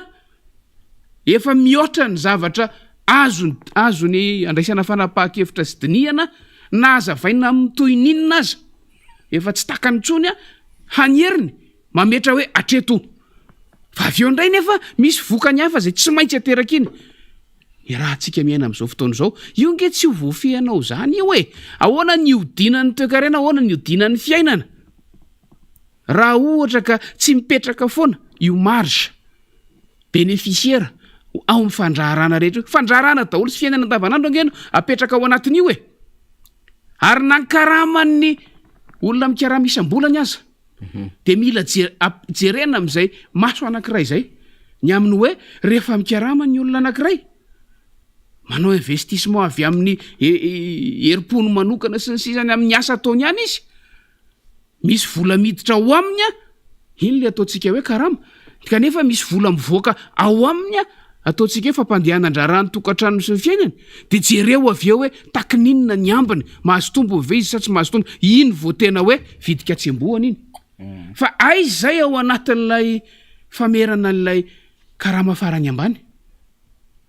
rehefa miohatra amin'ity vidinentana farany ambony sy vidinentana tsy haitoaina eto Madagasikara ty atoro ihany zany fa hoy ato hoe efa zay le efa ataon'ny ankizy hoe fa miplafonna tapidalaka le fitondram-panjakana de ferana daholo fotsiny zao farany ambany sy farany ambony rehetrarehetra zao de inona vokany mikonikoniny tsy faly ny erosina sy hitsiko nge io raharam-pirenena io hitsiko io fiainam-bahoaka io rehefa tsy andeha raha fitateram-bahoaka ho aizy ireo mpiasa manandrara atao isan'andro mivezivezy tsy hitako fanizy zay ohatra fa lasa ohatra azo tany saina daholo ny fiainana andavanandro eto Madagasikara amin'izay zavatra resahako zay ary raha izao fomba hitondran'ny fitondram-panjakana tsy ely io de hitsoka ary rehefa mihitsy koa de tena mihitsoka tantera tsy malagasy ange no tsy mahalala an'izany mihitsoka amin'ny fiainam-pirenena fa matoa mbola afaka mihodina kely izy am'izao de mbola mifampitsinjo aloha fa miandritsika hoe makaiza sy makaiza ity politika makany amin'ny fampivangongona tafa ohatra loatra ny fahefany eto Madagasikara ity ametra ny vidinentana sy mividitsoloka ny filoham-pirenena tsy maintsy mifandray sy manao ny fifampirarahana amin'ireo mpandraharaha vokatr'izay zavatra zay tsy azo ferana ny fiakaran'ny vidin'ny fitaterana filoham-pirenena miditra tsehatra amin'ny fifampirarahana amin'ireo mpitatitra de mampimesy mampalahelo ao anatin'le izy koa nge de tsy mety fay le malagasy le mpandraharany amin'ny fampanantenana isaka zao de misy fampanantenana indray fa ny fitondram-panjakana asa afaka manazava an'iny ve faniry le hoe mandrabatapitra mandafy ny fampanantenana foana andray anjara amin'ny fanavaozana amin'ny parc automobile ny mpitatitra ny fanatsarana ny fiarakodia ny fitaovana amin'ny alalany fifidianana fiarakodia vaovao de gagitsika hoe ahoana no ahafahan'olona anankiray vo teo tsika no nakatoa ny loi de finance rectificative tsy nisy nyresaka an'izany na raimbolanja aza tapabolana tyarina de samafana tena eo no eo filanan'izany ange zao de zao fa tsy hoe amin'ny 2023 ndray na 2024 de afaka mampanantena ny olona anankiray izay mihevitra fa any ampelantanany daholo zany ny fahefana rehetrarehetra fa izy zao no ividiny 500 isan-jato andony 500 isan-jato ny fanavaozana ny fiara-ampiasaina de nino tanteram-bahoaka de mino ny rehetrarehetra zay nge fanira le mpitatra de rehefa mino de mihitsoka eo de hoy aho hoe lasa olona anankiray ve no manapa-kevitra hoavy ko satria na miakatra 100 na miakatra 500 na miakatra 1000 ny saran-dalana tsy ny olona ihany ny tanterana eto Madagasikara fa ny entana sy ny sisa tsy miresaka ny resaka angovo sy ny sisa tsika fa de hoy isika hoe hoavy ndraiky io zany ny filoham-pirenena rehefa avy eo iresaka mpamboly hoe azakarina ny vidiny vokatra reo fa zao ampanantenaina vidin-jezika ampanantenaina intrant sy izay fitaovana ilaina ny mpamboly mba ahafahana tsy mampakatra azy de mino daholo ny rehetrarehetra kanefa efa iraha mahalala ny zava-misy faniry raza manatany de lasa ny PRM sady PM ny ministre ny gouverneur no be ny tanàna satria le izy efa ambony miplafona izy député membre Benina fa le ohabolina malagasy ohatran'izao mahafitina ny rehetra hoe sokona nana mibato ka tapidalaka le fitondram-panjakana amin'ny alalan'le filoham-pirenena zany de lasa miditra tsehatra mamono afy efa nresahantsika teo zany satria lasa tsy mahatokony ny afako sao de tsy ahametrize an'le situation tsy ahafe an'le rara eny amin'le sehatra tsy maintsy amin'nona afo iny anigale izy de am'izao fotoan'izao tsika gaga sy variana mihitsy ny hoe tsy mahita prime ministre amin'ny tenitsika zay lehibe ny fitantanany raha-panjakana tsy mifanodinana an'izany patron an'le gouvernement mahafantatra le asa rehetrarehetra tokony miodina any am'sehatra rehetrarehetra any de tsy miteny le izy fa manodidina an'le filohan'ny repoblika no miteny le dirikabo mila dirikabo civil amin'ny filoham-pirenena no miezaka manazava hoe zao ny zava-misy momba ny fiakarany viditsolika de izy menaka avy eo amin'le direction eo mivezivezy eo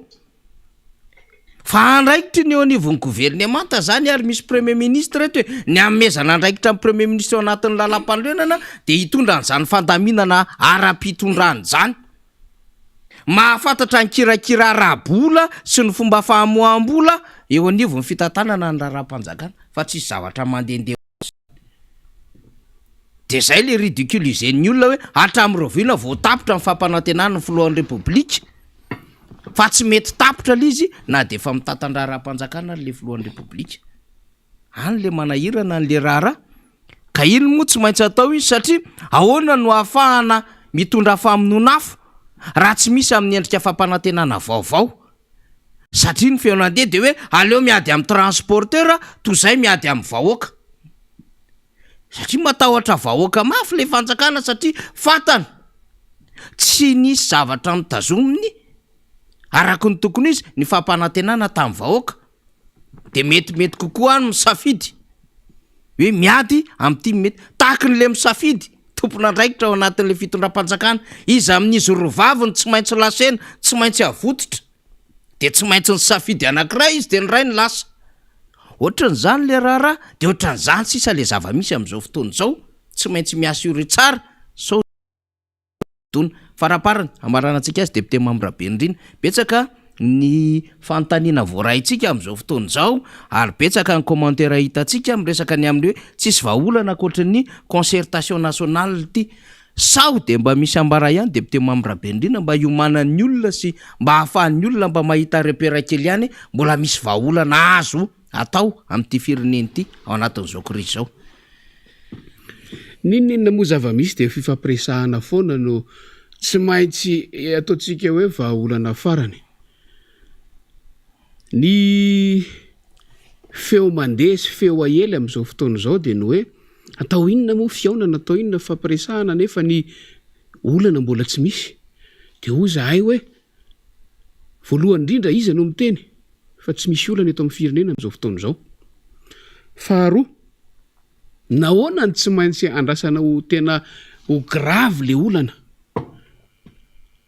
zay vo apetraka amin'ny fandaminana andeha tsy teny hoe fifampiresahana fifandaminana resaka fikonan de efa ndresantsika foana fa mahakasika ny fiomanana ao amin'ny fananana fifidianana mangarahara kokoa noho ny teo aloha crédible kokoa azo ekena kokoa zany ary mazava ho azy fa ekeny rehetra tsy misy romoromo aoriana ary tsy ho amin'ny fifidianana 320 zao ihany fa ho amin'ny fifidianana rehetra eto Madagasikara any aoriana. Inona ny antony satria samy mbola mahititsika fa na ny fitondram-panjakana mila manao fanavaozana eo amin'ny resaka fifidianana na ny mpisehatra politika na eto toerana zany na avy any velany mahita ny fanatsarana tokony atao de samy resy lahatra fa tokony atao io fampahanarana toetrandro lalàna io fa tokony atambatra daholo ny fomba fijery atambatra daholo ny hevitra rehetra fa tsy ny hoe ny hevitra mpitondra amin'izao fotoana izao ihany no atao ity tanjona ao amin'ny fikonan-doam-pirenena ity de tsy mimpanohitra mihitsy no tompo-kevitra amin'ity fa ireo zay mpisehatra eo amin'ny lafiny ara-pifidianana rehetra araka ny voalazako teo de voakasika ty daholo ny dikan'izay tsy sanatria kory natao amelezana ny fitondram-panjakana amin'izao fotoana izao fotsiny hoe anomeza tsiny ny tsy mety amin'izao fotoana izao zay fantatsika efa misy taorian'ny fifidianana 2024 tsy sanatria izay fotsiny fa natao hitsinjovana ho avy lavitra be ary fahamarina toerana ho amin'ny fitondrana ho avy rehetra eto Madagasikara zay ny tanjona amin'ity ka raha efa ndresantsika ty hatramin'izay dia hoy aho hoe mandroso ny asa efa vita ny dingana voalohany tamin'ilay fiaonana teo anivon'ireo mpitarika isa-tsokajiny ho avy ny dingana faharoa afaka 10 andro eo ho avy ny fanasana amin'ireo voakasika ho an'ireo mety tsy tratra ny fanasana kosa tsy mbola tena ilay fikonan-doha nasionaly ty ho avy ty fa mbola dingana faharoa anatin'ny fanomanana zany hoe fiaonan'ireo efa mitovy hevitra ny amin'ny hoe ilainy io na avy amin'ny fironana inona izy na avy amin'ny firehana inona izy de ilainy io ifampiresaka ireo ametraka ny datiny le tena fikonan-doam-pirenena izay tsy ho ela itsony ho avy zany ny fanasana ho anareo kosa zay mihevitra fa manakolazaina ianareo anatin'izay loha hevitra anomanana sy ho resahana anatin'ny fikonan-doam-pirenena zay de aza salasala manatona anay sy miresaka afahatsika mifampita ny afatra sy mivaovao sy mifampiantso amin'io fiaonana zay ho tanterahana ato anatin'ny tapabolana io averiko dingana mbola tafiditra ao anatin'ny fanomanana io tsy ho ela io ary amin'io no anapahana ny hevitra ny amin'ny hoe roviana marina no atao fikonan-doam-pirenena io fanirira zafy manatany ya alohany tena marana antsika satria tsika moa tamin'ny heriny teto deputé Mamirabenrina de nisan'le tableau inona voakantsika de hoe reto ny vidin'ny solika fa ny antsika mbola mora indrindra de namokamoka karazana Afrika Atsimo hoe Seychelles, Maurice, Comore sinsisa de tam'izay ianao ny teny an'le hoe rehefa tena tohizany io de mahita PIB sinsisa ao anatin'izany raharaha izany de eto zany tsika alohan'ny amarana antsika azy de aloha mba havoaka antsika ho an'ireo firenena zay resahana tamin'iny more lafo hoe sinsisa fa ny antsika mora indrindra ty zany ny tableau mamaritra an'ireo PIB par habitant zany ho any amin'ireo firenena io izy io hitantsika io zany io izy io aiza ho aiza am'izao no misy amin'ny Madagasikara efa lasa lavitra ny eniny hafa 2021 tsy raisitsika ty PIB par habitant ozy izy liste des pays aty Afrika de mba hitatsika am'izao hoe io ny Seychelles 15713 io ny Maurice 9422 ny Afrika Atsimo 5865 ny aizy Comore tsy Comore satria anisan'ny tondrano io Comore 1255 Comore ka raha ohatra ka nampitaina ao ve fa le tableau teo aloha hoe zao 8000 ariary 7000 ariary ny Madagasikara ao anatiny ty 2022 avereny kely Madagasikara io izy io 450 de misy an'le 2000 firy le 531 iny avereny keo le falazavady le 430 2022 531 fa ty 2000 firy ty